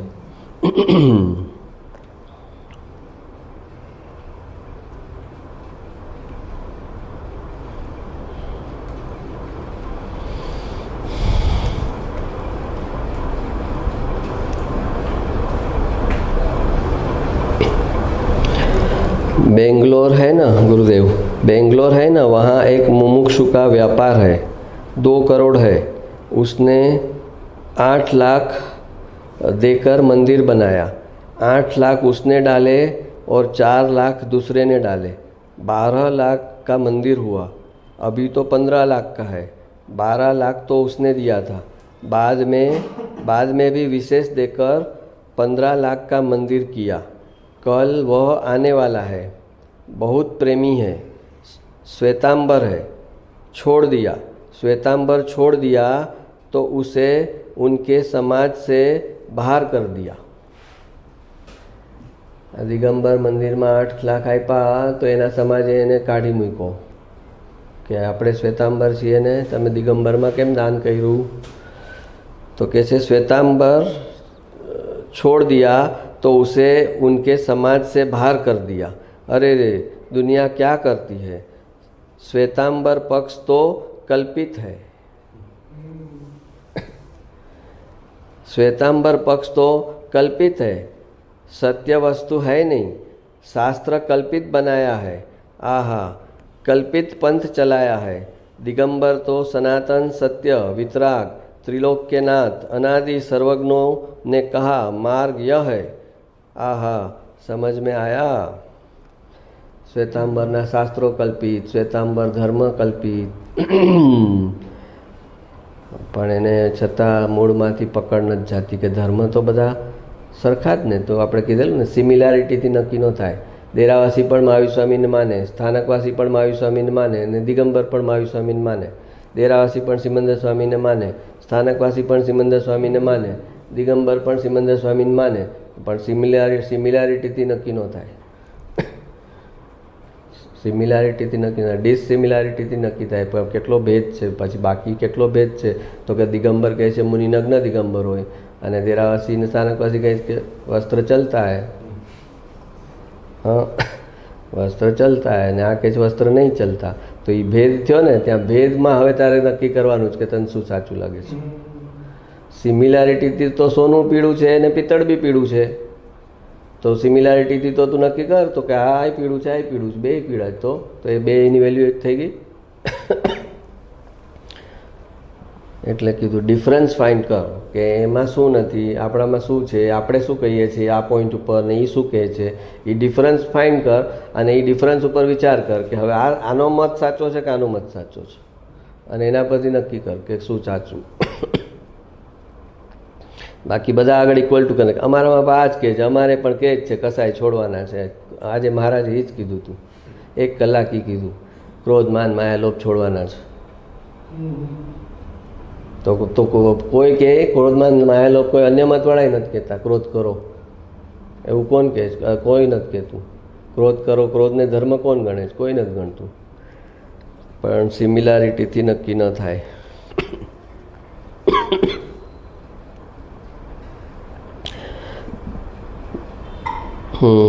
गुरुदेव છે भाई ने विनय की व्याख्या की है. विनय तप. હવે આ ભાઈ કોણ છે ને એ ખબર નથી પડતી, પણ કોઈ તો બી છે એમના શિષ્ય કે જે બી હશે એ, કા શશીભાઈ ને ભાઈ કહેતા હોતા, એવું કંઈક છે, ખબર નથી. भाई ने विनय की व्याख्या की है. विनय तप, आहा, विनय तप की 3 व्याख्या भाई ने की है. पहला विनय, त्रिकाड़ी पूर्णानंद का नाथ में एकाग्र होना, यह विनय तप है. કે છે કે વિનય તપ પહેલો કયો તો કે પોતાનું જે ત્રિકાળી ધ્રુવ દ્રવ્ય છે એમાં એકાગ્ર થવું, એ વિનય કર્યો કહેવાય. પોતાના આત્માનો વિનય કર્યો. જ્ઞાનીઓએ જે ઉપદેશ આપ્યો હતો એનો વિનય કર્યો. જ્ઞાનીઓ કીધેલું ત્રિકાળી ધ્રુવ દ્રવ્યમાં એકાગ્રતા કર, તો એણે એ જ્ઞાનીઓની વાત માની અને પોતાના આત્મામાં ગયો, એ વિનય થયો. પછી કે છે તીર્થંકર આદि गुरु का विनय करना यह पुण्य है. તીર્થંકર ને ગુરુનો વિનય કરે છે, એ જે વિનય છે એ પુણ્યનું કારણ છે. પહેલો જે વિનય કીધો એ સીધે સીધું, એ તો શુક્લ ધ્યાન છે ને એ મોક્ષનું કારણ છે. तीर्थंकर आदि गुरु का विनय करना यह पुण्य है और मिथ्या दृष्टि का विनय करना यह पाप है. मिथ्या दृष्टि का विनय करना यह पाप है. हाँ, 3 વિનય કીધા. એક પોતાના આત્મામાં ગયો અને સ્થિર થયો, એ વિનય, એ મોક્ષનું કારણ. પછી તીર્થંકર અને ગુરુનો વિનય તો કે એ પુણ્યનું કારણ, અને મિથ્યા દ્રષ્ટિનો વિનય કર્યો તો એ પાપનું કારણ. આપણે તો મિથ્યા દ્રષ્ટિ હોય તો કે આપણે કાંઈ બોલવું જ નથી ને, બોલવું જ નથી ને કે આ ખોટે રસ્તે છે. આપણે તો ચૂપ રહીને આપણા માર્ગમાં રાગદ્વેષ કર્યા વગર આગળ વધતા જ જશું. અર્જુનને એમ જ રાગદ્વેષ નહોતા કરવા, કૃષ્ણ ભગવાન કહેતા રાગદ્વેષ જ કરવાના છે. તું કાયર બનીને કે રાગદ્વેષ નથી કરવા. અંદર તો બળતું હતું અર્જુનને. કૃષ્ણ ભગવાન કે મૂર્ખ નહોતા, એ જોતા હતા કે અંદરને કેટલું બળે છે એને, પણ બહારથી એનામાં લડવાની તાકાત નથી, ડરે છે. કુટુંબીજનોની સામે કેમ લડું, ગુરુની સામે કેમ લડું, એ બધાને કારણે એ રાગમાં એ નબળો પડી ગયો છે. અંદરથી તો એને બહુ બળે છે કે મારી સાથે કેટલો અન્યાય કર્યો છે આ લોકોએ. લાક્ષાગૃહમાં અમને બાળી નાખવાનું ષડયંત્ર કર્યું, માંડ બૈચા, દ્રૌપદીનું ભરી સભામાં વસ્ત્રાહરણ કર્યું, બધા વડીલો ગુરુઓ બધા નીચી આંખ કરીને બેસી ગયા. બહુ બળતું હતું અંદર, પણ એ બળતું હતું એને એ બુજાવી નાખતો હતો અને ઉપર સંભાવમાં આવી જતો હતો. અને એ ગુરુ કૃષ્ણ ભગવાને એની જે રાખ હતી ને, અંગારા ઉપર એને રાખ રાખી દીધી હતી. રાખને ફૂંક મારતા કૃષ્ણ ભગવાન, જો અંગારો છે નીચે, આ તારા અંગારો પેટે છે નીચે. તો કે ના, મને કોઈ સાથે લડવું, મને ભૂમિ જે ભાઈઓ જ છે બધા, જે લઈ જવું હોય લઈ જાય, મારા બધા ભાઈઓ છે, મારે કોઈ સામે લડવું નથી. આવું લડીને રાજ્ય લઈને હું શું કરું? એ ઉપર રાખ લગાવી દીધેલી અંગારા પર, અને કૃષ્ણ ભગવાન એને ફૂંક મારતા અને એની રાખ હટાવતા કે આ તારો સાચો વૈરાગ્ય છે નહીં, અંદર બધું બહુ બળે છે ને ઉપરથી તું ખાલી આ રાખ લગાવી દે છે, ને અંગારાની જે ઓલી છે જલે છે એને તું ઢાંકી દે છે. તો પોતાના આત્મામાં લીન થવું એ પરમ વિનય, અને તીર્થંકર અને ગુરુનો વિનય કરવો એ બીજા નંબરનો વિનય, એને એ પુણ્યનું કારણ છે. અને મિથ્યા દ્રષ્ટિનો વિનય કરવો એ પાપનું કારણ છે. અસદગુરુએ વિનયનો લાભ લે જો કાંઈ, આત્મસિદ્ધિની ગાથા છે ને, અસદગુરુએ વિનયનો લાભ લે જો કાંઈ, મહામોહનીય કર્મથી બુડે ભવજળમાય. અસદગુરુએ વિનયનો લાભ લે જો કાંઈ, મહામોહનીય કર્મથી બુડે ભવજળમાય. તો કે અમે અહીંયા સદગુરુ માટે જે વિનય કીધો છે એ વિનયનો લાભ અસદગુરુ લેશે. કે જો આ વિનય અમારા આ ગુરુ માટે વિનય કીધો છે ને, તો કે અમે સદગુરુ માટે વિનય કીધો છે, એ અસદગુરુએ વિનયનો લાભ લે જો કાંઈ. એ વિનયનો લાભ અસદગુરુ પોતાના શિષ્ય પાસેથી લેશે. એ શિષ્ય સમજશે કે હા ગુરુનો વિનય કરવાનો હોય ને એટલે અમે વિનય કરીએ છીએ. તો કે મહામોહનીય કર્મથી બુડે ભવજળમાય. એ ગુરુએ ડૂબશે ને શિષ્યએ ડૂબશે. અને મહામોહનીય કર્મ તો એ આધ્યાત્મમાં બુડશે એટલે ક્યાં બુડશે? તો કે નિગોદમાં જશે. કે દરિયો થોડી છે કે એમાં ડૂબી જશે. તો કે આ ભવસાગરનું જે બોટમ છે એ શું છે? એ બોટમ છે કે એ નિગોદ છે.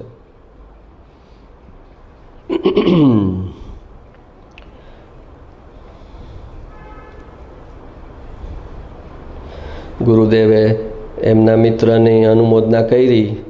જે ઓલા નારણભાઈ હતા તો એ મિથ્યા દ્રષ્ટિનો વિનય કર્યો હતો ને,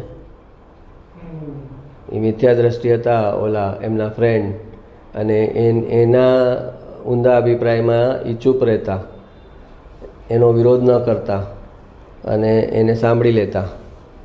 એ જે અનુમોદના થઈ એમાં કીધું ને પુણ્ય બળી ગયું અમારું બધું. કુસંગમાં અમારું બધું પુણ્ય બળી ગયું. અને ચોથા આરામાંથી સીધો પાંચમા આરામાં જન્મ થયો. સ્થાનકવાસીની દીક્ષા પાડવી પડી, કેમ કે વસ્ત્ર સહિતના મુનિની અનુમોદના કરી. ઓલો વસ્ત્ર સહિતના મુનિની એમાં શું છે, વસ્ત્ર પહેરે એમાં મુનિ શું વાંધો, એમ એ બોલતો હતો અને ગુરુદેવે એનો વિરોધ ન કર્યો કે આ ખોટી વાત છે, આ ન બોલાય તારે, આ ભગવાનની આજ્ઞાની વિરુદ્ધ છે. ભગવાને કીધું છે એમાં મુનિ નગ્ન દિગંબર હોય અને એની જ વાત હું માનીશ અને એ જ સાચી છે. આ રાગ આવી વસ્તુ છે. રાગવાળો આંધળો થઈ જાય. એને પોતાના જેનો રાગ હોય એના દોષ એને ન દેખાય, એના અવગુણ એને ન દેખાય. પોતાના અવગુણ ન દેખાય, પોતાના દોષ ન દેખાય. અને સેકન્ડ નંબર પર પોતાનો જેને રાગ છે એના અવગુણ અને દોષ જોવા ન માગે.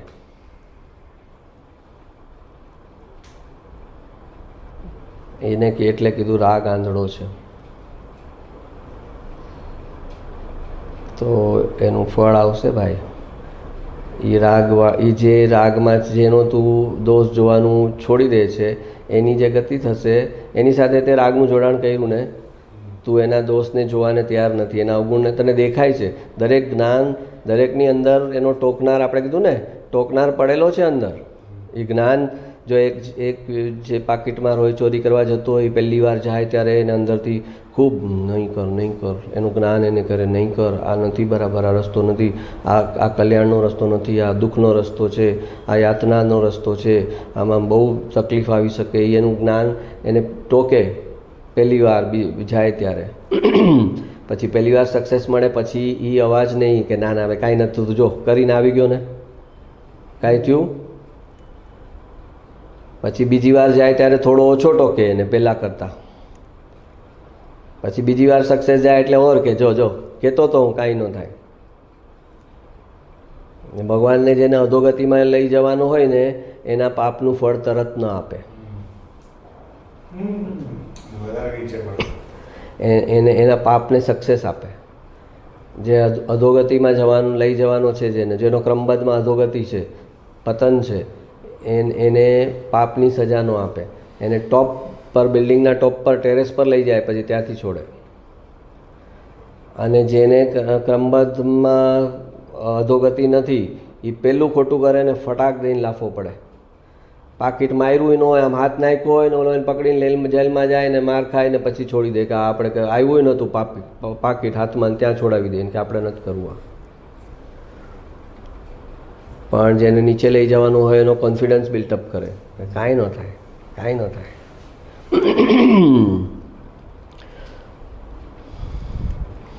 તો મિથ્યા દ્રષ્ટિનો વિનય છે એ પાપ છે.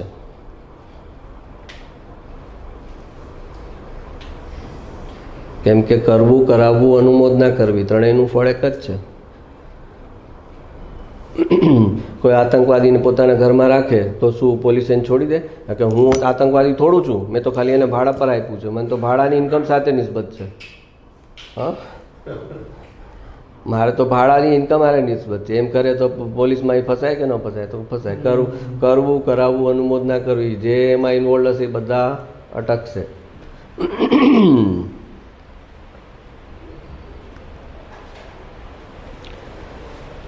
આત્મા વિના, ગુરુદેવ, આત્મા વિના દેહ એની મેળે ચાલે છે તો ચાલતી વખતે દેહ બરાબર બારણામાંથી નીકળે છે ને ભીતમાં કેમ ભટકાતો નથી? સવાલ પૂછે છે ઓલો કે આત્મા વિના દેહ એની મેળે ચાલે છે. તમે કહો છો આત્મા ચેતન છે, શરીર જળ છે અને જળ એની પર્યાય પ્રમાણે ચાલે છે, આત્મા એમાં કંઈ કરતો નથી. તો કહે છે આત્મા વિના દેહ એની મેળે ચાલે છે તો ચાલતી વખતે દેહ બરાબર બારણામાંથી નીકળે છે ને ભીતમાં કેમ ભટકાતો નથી?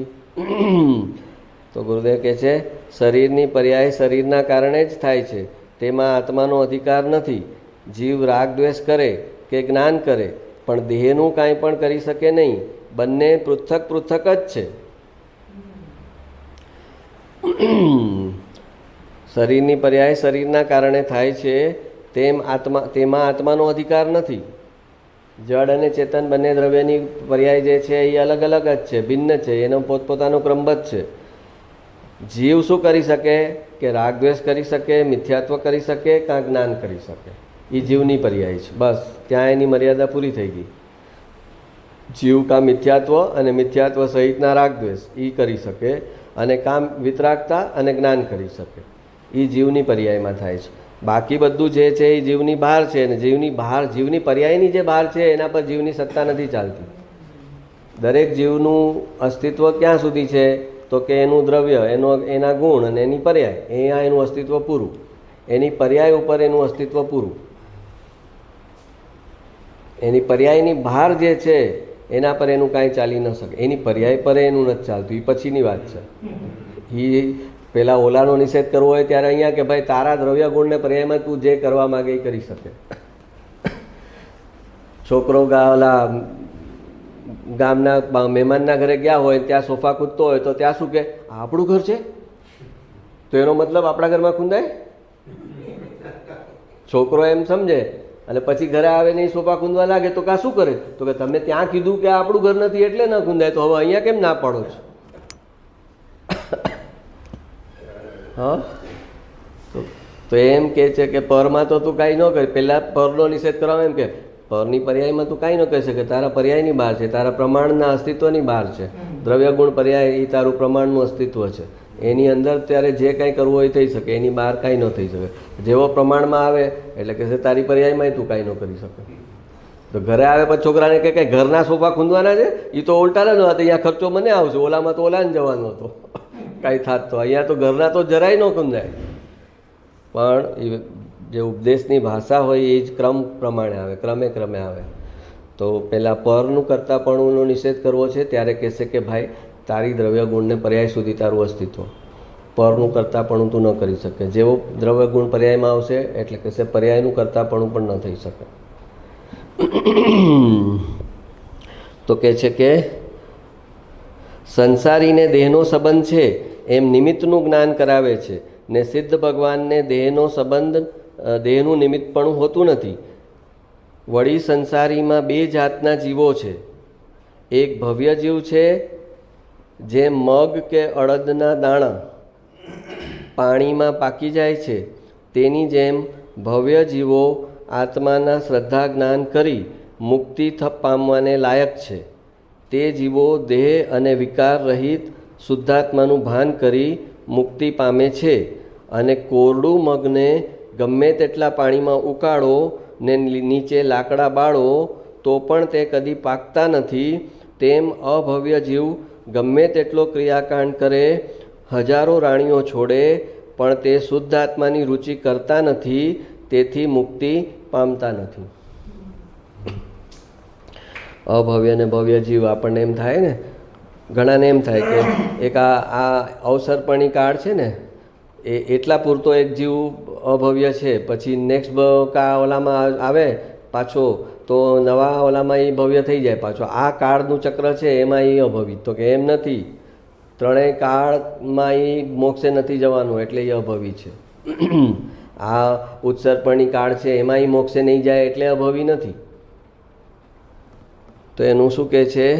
વળી સંસારમાં બે જાતના જીવો છે. એક ભવ્ય જીવ છે, જે મગ કે અડદના દાણા પાણીમાં પાકી જાય તેની જેમ.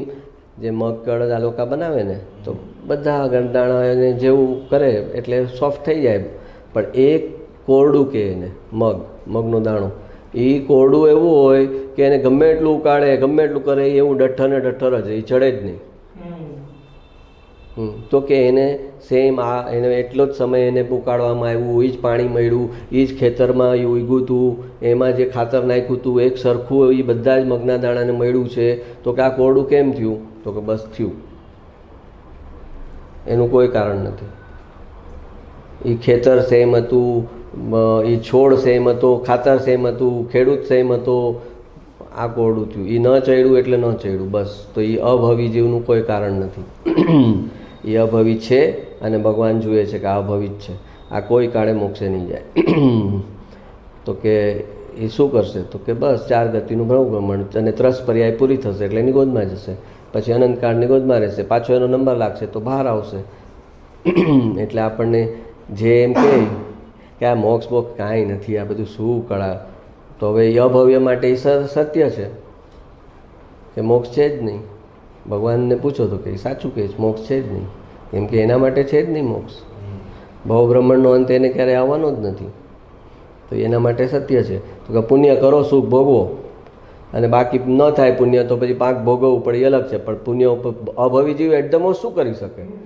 પુણ્ય કરીને પોતાના ભવને સારા કરી શકે, પણ એના ભવ બ્રહ્માંડનો અંત આવવાનો નથી. 3 પર્યાય જ્યારે પૂરી થાય ત્યારે આપણે કીધું ને કે પુણ્યના થોક હોય એનું સંક્રમણ પાપમાં થઈ જાય. જ્યારે છેલ્લો ભવ હોય ને ત્યારે કંઈ એવું નથી કે પાપના ઓલા હોય, પાપના ડુંગર ન હોય, પુણ્યના ડુંગર હોય. પણ એની 3 પર્યાય પૂરી થવાની છે એટલે એ પુણ્યનું સંક્રમણ પાપમાં થઈ જાય અને એની ગોદમાં વયો જાય.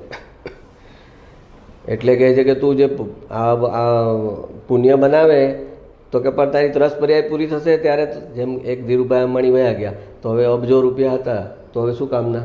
એના માટે તો એ 0 થઈ ગયા.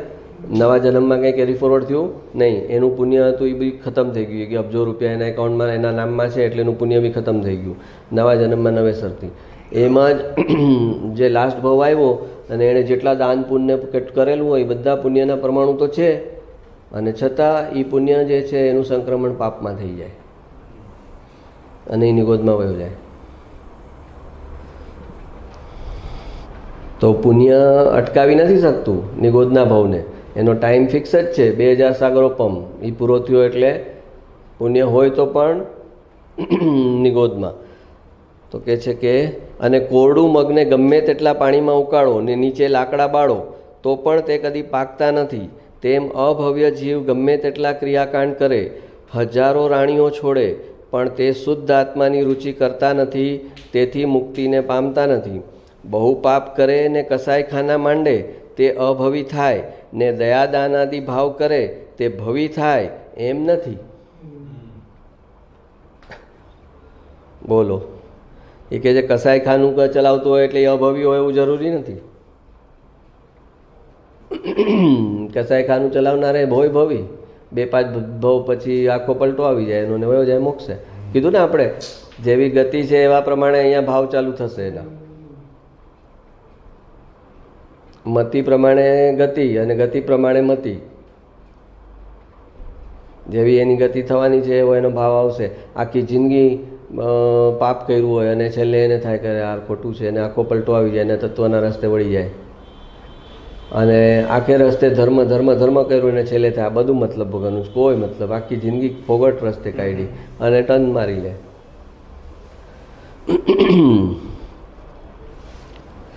હા, બહુ પાપ કરે ને કસાઈખાના માંડે તે અભવી થાય, ને દયાદાન આદિના ભાવ કરે તે ભવી થાય, એમ નથી. અભવ્ય અને ભવ્ય એવી 2 જાત અનાદિથી છે. અભવ્ય અનંતા છે, પણ ભવ્ય જીવો તેના કરતાં અનંત ગુણા છે. અભવી જીવ કે છે અનંતા છે, પણ એના કરતાં અનંત ગુણા ભવી જીવો છે. અભવ્ય જીવો શરીરની ક્રિયા કરતા દેખાય છે, કષ્ટ સહન કરતા દેખાય છે, પણ તેઓ શરીર વિનાના આત્માની રુચિ કરતા નથી. એને શુદ્ધ સ્વભાવમાં, આત્માના જ્ઞાયક સ્વભાવમાં રસ ન આવે, પુણ્ય પાપના ભાવમાં રસ આવે.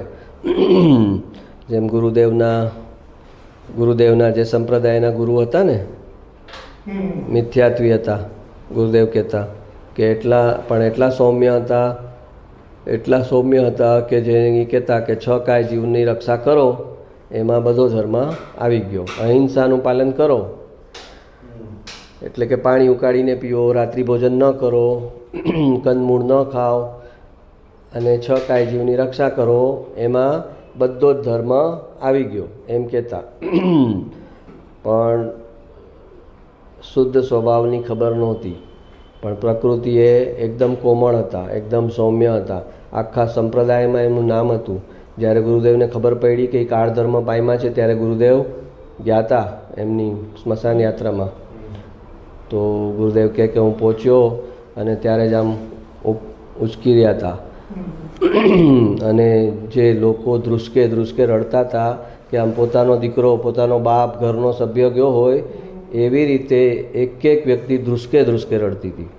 કેમ કે એટલા સૌમ્ય હતા, બધાની વાત સાંભળે, બધા પ્રત્યે દયા કરે, બધા પ્રત્યે કરુણા કરે, બધાને પ્રેમ કરે, એટલા સૌમ્ય અને છતાં મિથ્યા દ્રષ્ટિ,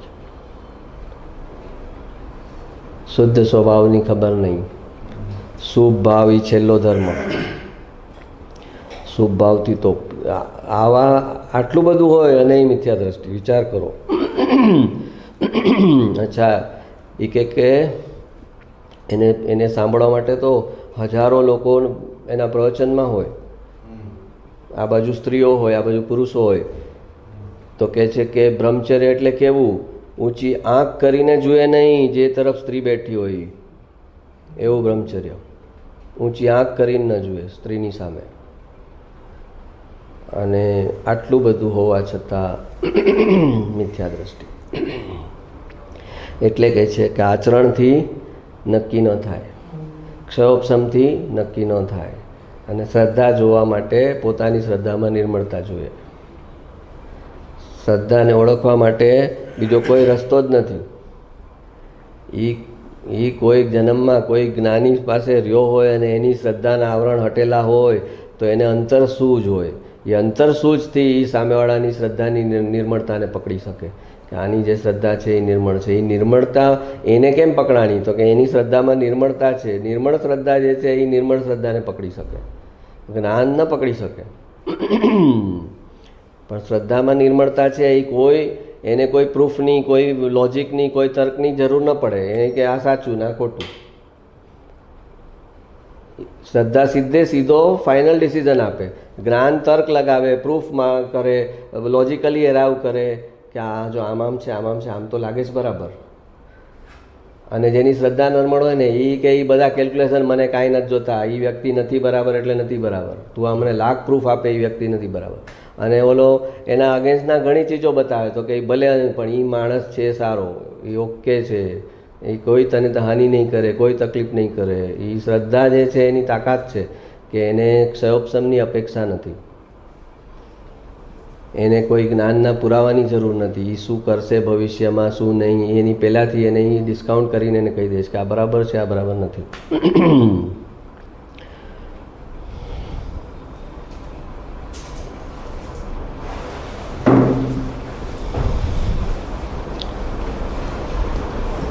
समय सार की 11वीं गाथा में शुद्ध नय का अवलंबन लेने को कहा, किंतु शुद्ध नय तो ज्ञान का अंश है, पर्याय है. क्या उस अंश का अवलंबन लेने से सम्यक्त्व होगा? समय सार प्रश्न करे श्रोता. समय सार की 11वीं गाथा में शुद्ध नय का अवलंबन लेने को कहा. શુદ્ધ નય છે એ જ્ઞાનની પર્યાય છે. જે શુદ્ધ દ્રવ્યને વિષય બનાવે એ જે પર્યાય છે એ છે શુદ્ધ નય. શુદ્ધ નય જે છે એ શુદ્ધ દ્રવ્યને વિષય બનાવે. જેમ આપણે નિશ્ચય નહીં કહીએ, વ્યવહાર નહીં કહીએ ને, એમ શુદ્ધ નય. તો શુદ્ધ નય કોને વિષય બનાવે? શુદ્ધ દ્રવ્યને. शुद्ध नय का अवलंबन लेने को कहा, किंतु शुद्ध नय तो ज्ञान का अंश है, पर्याय है. क्या उस अंश का अवलंबन लेने से सम्यक्त्व होगा? पूज्य गुरुदेव श्री, वास्तव में शुद्ध नय का अवलंबन लेना कब कहा जाए? अकेले अंश को पकड़कर उसके ही अवलंबन में जो अटक गया उसे तो शुद्ध नय है ही नहीं. ज्ञान के अंश को अंतर में लगाकर जिसने त्रिकाली द्रव्य के साथ अभेदता की उसे ही शुद्ध नय होता है. और ऐसी अभेद दृष्टि हुई तभी शुद्ध नय का अवलंबन लिया, ऐसा कहा जाता है. શુદ્ધ નય જ્ઞાનની પર્યાય છે. એ જ્ઞાનની પર્યાય જ્યારે શુદ્ધ દ્રવ્ય સાથે અભેદ થઈ ત્યારે જ એને શુદ્ધ નય કહેવામાં આવ્યો. શુદ્ધ નય બહાર રહીને શુદ્ધ દ્રવ્ય એમ ભેદ પાડીને શુદ્ધ નય નથી. શુદ્ધ નય અને શુદ્ધ નયનો વિષય એ બંને અભેદ થાય ત્યારે જ શુદ્ધ નય કહેવાય.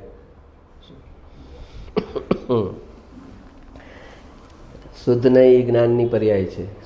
કે જે જ્ઞાનની પર્યાયમાં શુદ્ધ દ્રવ્ય વિષય બને, જે જ્ઞાનની પર્યાયમાં શુદ્ધ દ્રવ્યનો અનુભવ થાય, એ જે જ્ઞાનની પર્યાય છે એ શુદ્ધ નહીં છે. તો કે શુદ્ધ નહીંનો અવલંબન લેવાનું કેમ કીધું? શુદ્ધ નહીં પોતે પર્યાય છે. તો કે ત્યાં શુદ્ધ નહીં કીધું છે, પણ એ શુદ્ધ નહીંના વિષયને શુદ્ધ નહીં કીધું છે ત્યાં.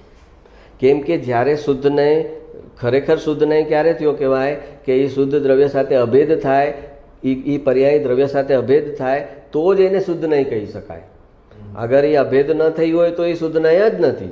જ્યારે શુદ્ધ પર્યાય જ્યારે અનુભવ કરે છે ત્યારે એ દ્રવ્ય સાથે અભેદ થઈને કરે છે. એટલે કે છે કે શુદ્ધ, અને આ એમ પૂછે છે કે તમે શુદ્ધ નહીંનું અવલંબન કરવાનું કીધું તો એ તો પર્યાયનું અવલંબન થયું. તો એનાથી કેમ થશે? તો કે શુદ્ધ નહીં ક્યારે કહેવાય? શુદ્ધ નહીં ત્યારે કહેવાય કે શુદ્ધ દ્રવ્ય સાથે અભેદ હોય ત્યારે જ એને શુદ્ધ નહીં કહેવાય. એટલે અહીંયા જ્યારે કીધું શુદ્ધ નહીંનું અવલંબન કર, ત્યારે ઇનડાયરેક્ટલી એમ કીધું છે કે શુદ્ધ નહીંનો જે વિષય છે એનું અવલંબન કર. નય અને નયનો વિષય એ બંનેને અભેદ કરીને કહેવામાં આવ્યું. यद्यपि शुद्ध नय स्वयं ज्ञान का अंश है, पर्याय है, परंतु वह शुद्ध नय अंतर के भूतात् स्वभाव में अभेद हो गया है, अर्थात वहाँ नय और नय का विषय जुदा नहीं रहा. जब ज्ञान पर्याय अंतर में झुककर शुद्ध द्रव्य के साथ अभेद हुई तभी शुद्ध नय हुआ. यह शुद्ध नय निर्विकल्प है.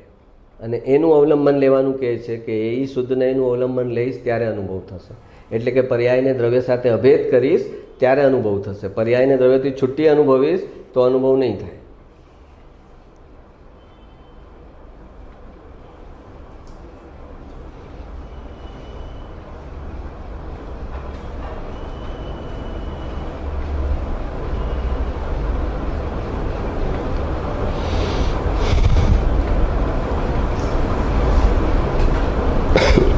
બેન શ્રીવનનું વાક્ય છે, તું પોતે માર્ગ જાણતો નથી ને જાણેલાને સાથે રાખે નહીં તો તું એક ડગલું પણ કઈ રીતે ભરીશ?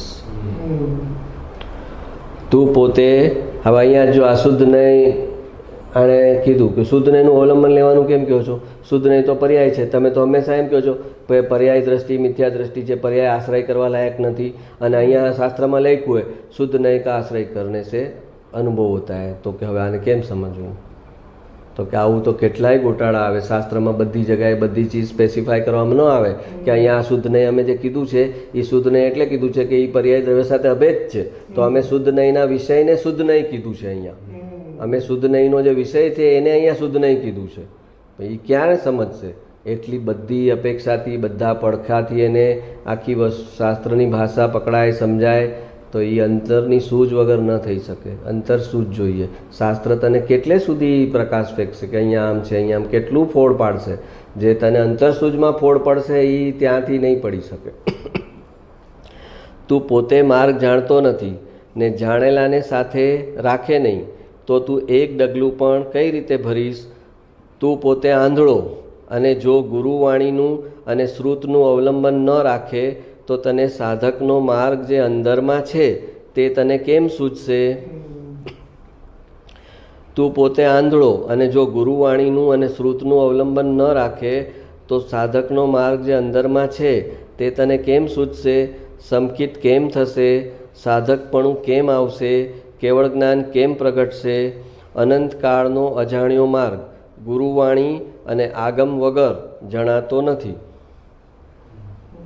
અનંતકાળનો અજાણ્યો માર્ગ ગુરુવાણી અને આગમ વગર જણાતો નથી. સાચો નિર્ણય તો પોતે જ કરવાનો છે, પણ તે ગુરુવાણી અને આગમના અવલંબનથી થાય છે. સાચો નિર્ણય તો પોતે જ કરવાનો છે અને એ પોતાના ઉપાદાનથી થાય છે. પણ સામે નિમિત્ત કોણ છે? તો ગુરુવાણીના આગમ નિમિત્ત છે. હા, નિમિત્ત કાર્ય કરતું નથી, બરાબર. તો પછી તો દેરાવાસી સ્થાનકવાસીના આગમ ભલે ને મિથ્યા જેમ તેમ લખ્યા છે, પણ આગમથી તો થતું નથી ને. તો પછી એ કેમ નિમિત્ત ન બની શકે? તો કે ન બને. સતને અનુભવ કરાવવામાં જે શાસ્ત્ર પણ સત હશે એ જ નિમિત્ત થશે. અસત શાસ્ત્ર સતનો અનુભવ કરવામાં નિમિત્ત નહીં થઈ જાય, પણ સત શાસ્ત્ર નિમિત્ત બનશે. પણ સત શાસ્ત્ર કંઈ કરતું નથી એમ કહેશે. સત્શાસ્ત્ર કરતું નથી કાંઈ, પણ નિમિત્ત તો સત્શાસ્ત્ર જ બનશે. હવે કોઈ કે આંખના ડૉક્ટરથી કેટરેક્ટ ગયું તો નિશ્ચય કહેશે ના ભાઈ ના, કેટરેક્ટ એ તો એ પૂતગલ હતું, એ તો જળની પર્યાય હતી, એ તો એના સમયે તૂટી વિખરવાની હતી, એના બારીક બારીક ઓલા થવાના હતા, કણ થવાના હતા અને વયા જવાના હતા, એ તો એની પર્યાય હતી. એમાં એ ડૉક્ટરે શું કર્યું છે તો કે પણ એ જ્યારે થાય, એ કેટરેક્ટ જ્યારે તૂટે અને વહી જાય ને આંખની દ્રષ્ટિ ચોખ્ખી થાય ત્યારે ત્યાં નિમિત્ત રૂપે ડેન્ટિસ્ટ હોય, ત્યાં ડેન્ટિસ્ટ ઊભા હોય તો કે ના, ડેન્ટિસ્ટ ન ઊભા હોય, આંખના ડૉક્ટર જ ઊભા હોય. તો કે આંખના ડૉક્ટર ઊભા હોય છતાં એ કાર્ય ન કરે તો કે હા, એ જ કાર્ય ન કરે પણ ઊભા હોય આંખના ડૉક્ટર. ઓલા સોનાના ઘરેણા બને ત્યારે લુહાર ઊભો હોય એ બનાવવા માટે કે સોની હોય? સોની જ હોય. તો કે સોની હોય એટલે સોનીએ સોનાનું ઓલું કર્યું, બંગડી બનાવી સોનીએ? તો કે ના, વ્યવહારમાં એમ કહેવાય સોનીએ બંગડી બનાવી, પણ નિશ્ચયમાં સોનું પોતે પોતાની યોગ્યતાથી સ્વયં બંગડી રૂપે પરિણમ્યું છે. સોનીએ એમાં કાંઈ કર્યું નથી. સોનીએ શું કર્યું તો કે સોનીએ રાગ કર્યો.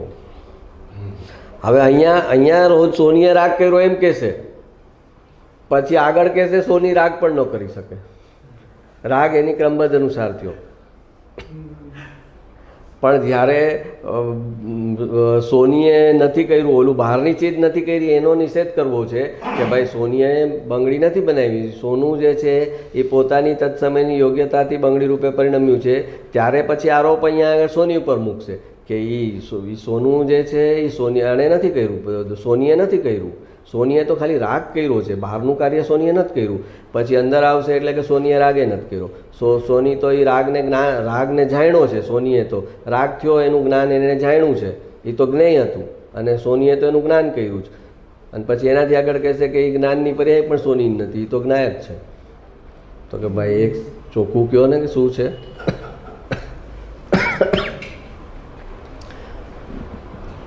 તો કે બહાર રખડતો છોકરો હોય એને પેલા મમ્મી શું કહે, તું ઘરમાં આવ પહેલાં. તો એ નીચેથી શરતો મૂકતો હોય ઘણી, હું મેચ નહીં કરું આવીને. તો કે હા ભલે, પહેલાં તું ઘરમાં આવ. તો કે ટીવી જોઈ અડધો કલાક. તો કે હા પહેલાં ઘરમાં આવ. એટલે એમાં ત્યારે એને કાંઈ કમી, હા એ ન પાડે ને ના એ ન પાડે. મમ્મીઓ સાણી હોય, એ કે જો આને હા પાડી દીધી તો ઘરે આવીને ઝઘડા કરશે કે તે હા કેમ પાડી દીધી. એટલે કે હા પહેલાં તું ઘરમાં, હા તું પહેલાં તું ઘરમાં આવી જા, એટલું જ કે. જેવો ઘરમાં આવે એટલે કે હાથ મોઢું ધો. હાથ મોઢું તો એને બેસવા જાય તો કે આ શેના માટે ભાઈ, તારો અઠવાડિયામાં એક્ઝામ છે તો ભણવાનું નથી? તો કે મેં કીધું ને મેથ્સ નહીં કરું. હા મેથ્સ નહીં કરતો પણ મરાઠી તો ચાલુ કર, મરાઠી તો ચાલુ કર. પછી મરાઠી અડધો કલાક થાય એટલે કે મરાઠી તને ફાવે છે છતાંય તારે મરાઠી ભણવું છે, અને મેથ્સમાં તારે દાંડી ઉડે છે અને એમાં મહેનતની જરૂર, તોય તારે મેથ્સ નથી કરવું? ફેલ થવું જ મેથ્સમાં? તો કે ના. તો કે લે મેથ્સ. પણ બહારથી જેમ કહે કે તારે ઘરમાં આવીને હાથ મોઢું ધોઈને ટીવી કરવાનું નથી અને મેથ્સ ભણવા બેસવાનું, તો ઓલો છોકરો કે હું ઘરમાં જ નથી આવતો. તો એમ આચાર્યને બી ખબર છે કે આ જીવ અનાદિ કાળનો મિથ્યાત્વના સંસ્કાર છે, એને એક સ્ટેપ બાય સ્ટેપ પછી લાસ્ટ ધક્કો મારીશ ત્યારે એ જ્ઞાયકમાં આવી જશે. અને પછી એનાથી આગળ કહીશ જ્ઞાયક અને જ્ઞાનની પર્યાય જુદા જ નથી, તો બે એક જ છે. જ્ઞાનની પર્યાય ને જ્ઞાયક જુદા જ નથી, એ તો અભેદ છે. તને સમજાવવા માટે ભેદ કર્યા હતા.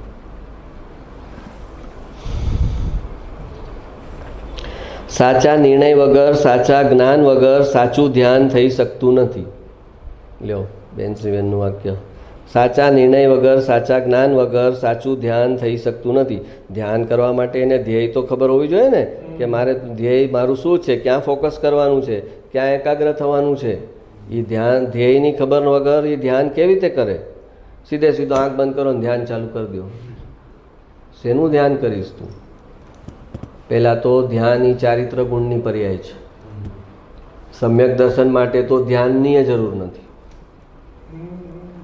સમ્યક દર્શન જે છે એ તો શ્રદ્ધા ગુણની પર્યાય છે, અને ધ્યાન છે એ ચારિત્ર ગુણની પર્યાય છે. તો તારે ચારિત્ર ગુણની પર્યાયને શું કરવું? આમને આમ તારી પાસે ચારિત્ર નથી ને સમ્યક દ્રષ્ટિને ચારિત્રની આવશ્યકતાય નથી, તો અવિરતિ જ છે. એ તો અવ્રતિ ભગવાને કીધું છે, એ તો અવ્રતિ છે. સમ્યક દ્રષ્ટિ તો એને વ્રતની હજી તાકાત જ નથી, વ્રત સંયમની તાકાત નથી સમ્યક દ્રષ્ટિની. તો તારે ધ્યાન શેના માટે કરવાનું છે? તારે તારા ઊંધા અભિપ્રાયોને ચોખ્ખા કરવાના છે અને એને સવડા કરવાના છે. એનું નામ સમ્યક દર્શન છે.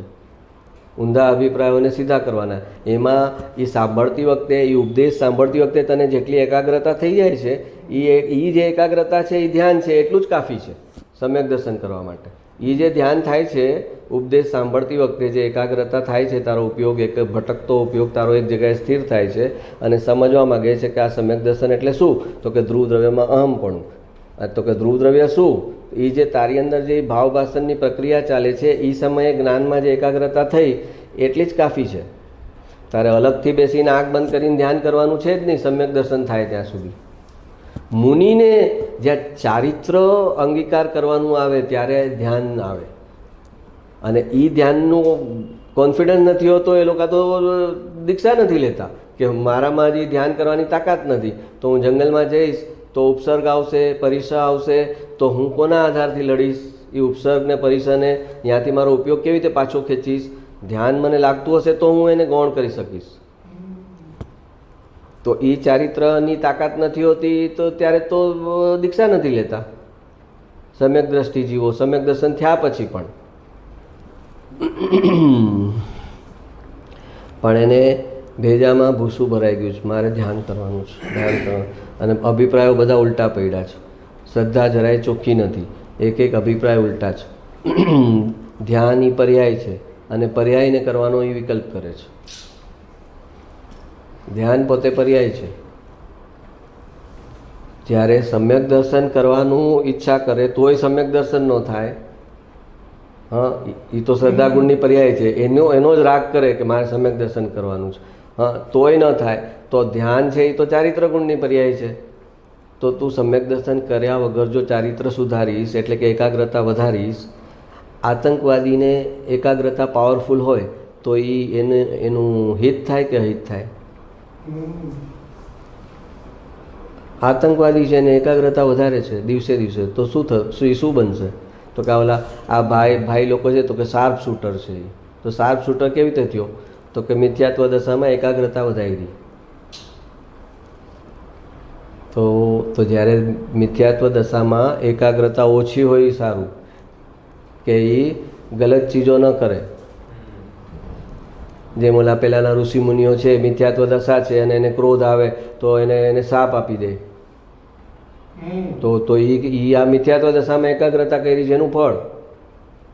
ક્રોધ લેસ્યા છોડી અને દ્વારકા નગરી બાળી નાખી દ્વિપાયન મુનિએ. તો એ ક્યાં થયું? એ મિથ્યાત્વ દશામાં થયું. મિથ્યાત્વ દશામાં એની પાસે એવી એકાગ્રતા જ ન હોત કે ક્રોધ લેસ્યા છોડી શકે, તો એ દ્વારકા નગરી ન બાળી શકત. તો મિથ્યાત્વ ઊભું છે, કસાય સાથે ભેદજ્ઞાન નથી, અકસાય સ્વભાવનો નિર્ણય નથી અને એકાગ્રતા વધારે છે. તો એ એકાગ્રતા જે છે એનું પતન કરે. જેમ કે કોઈ ઓલો દારૂડિયો છે, બધી અનીતિ અનૈતિક ચીજો કરનારો છે અને એને 1 કરોડની લોટરી લાગી જાય તો શું થાય? ખોટા કાર્યો કરે છે ને એને લોટરી લાગી ગઈ, પૈસા લાગી ગયા, તો એ શું કરશે? તો એ ખોટે રસ્તે વાપરશે, બીજાનું અહિત કરવામાં વાપરશે. એમ જ્યાં સુધી મિથ્યાત્વ ઊભું છે ત્યાં સુધી અગર એકાગ્રતા વધારી, અગર ક્ષયોપશમ વધાર્યો તો એના પતનનું કારણ થશે.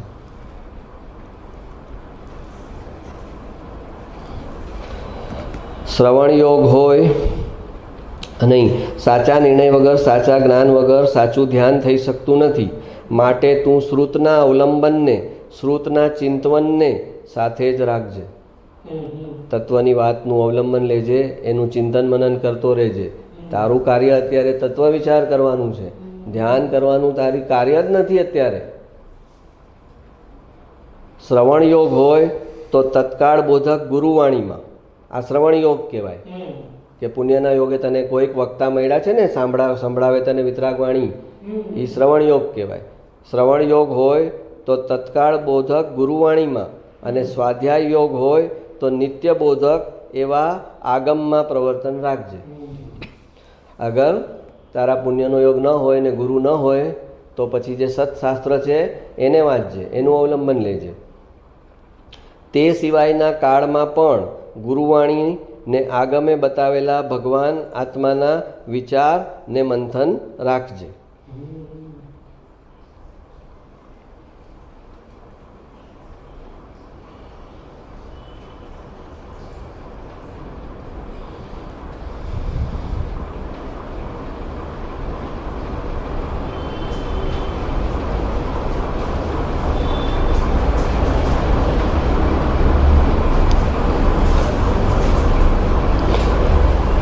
કૃપાળુદેવનું વાક્ય છે, કરેલા કર્મ ભોગવ્યા વિના નિવૃત્ત થાય નહીં, અને નહીં કરેલું એવું કોઈ કર્મફળ ક્યારેય પ્રાપ્ત થાય નહીં.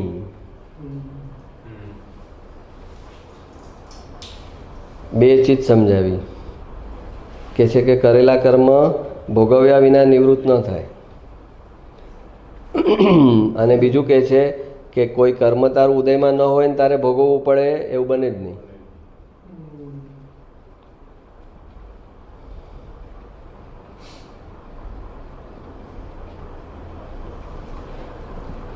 જે ઘરે ન જવું હોય તેને પણ જાણવું જોઈએ. ગુરુદેવ, જે ઘરે ન જવું હોય તેને પણ જાણવું જોઈએ. એ ઘર પોતાનું નથી પણ બીજાનું છે તેમ જાણવું જોઈએ.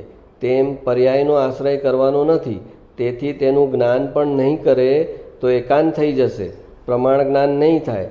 પર્યાયનો આશ્રય છોડવા યોગ્ય હોવા છતાં તેનું જેમ છે તેમ જ્ઞાન તો કરવું પડશે, તો જ નિશ્ચયને એનું જ્ઞાન સાચું થશે.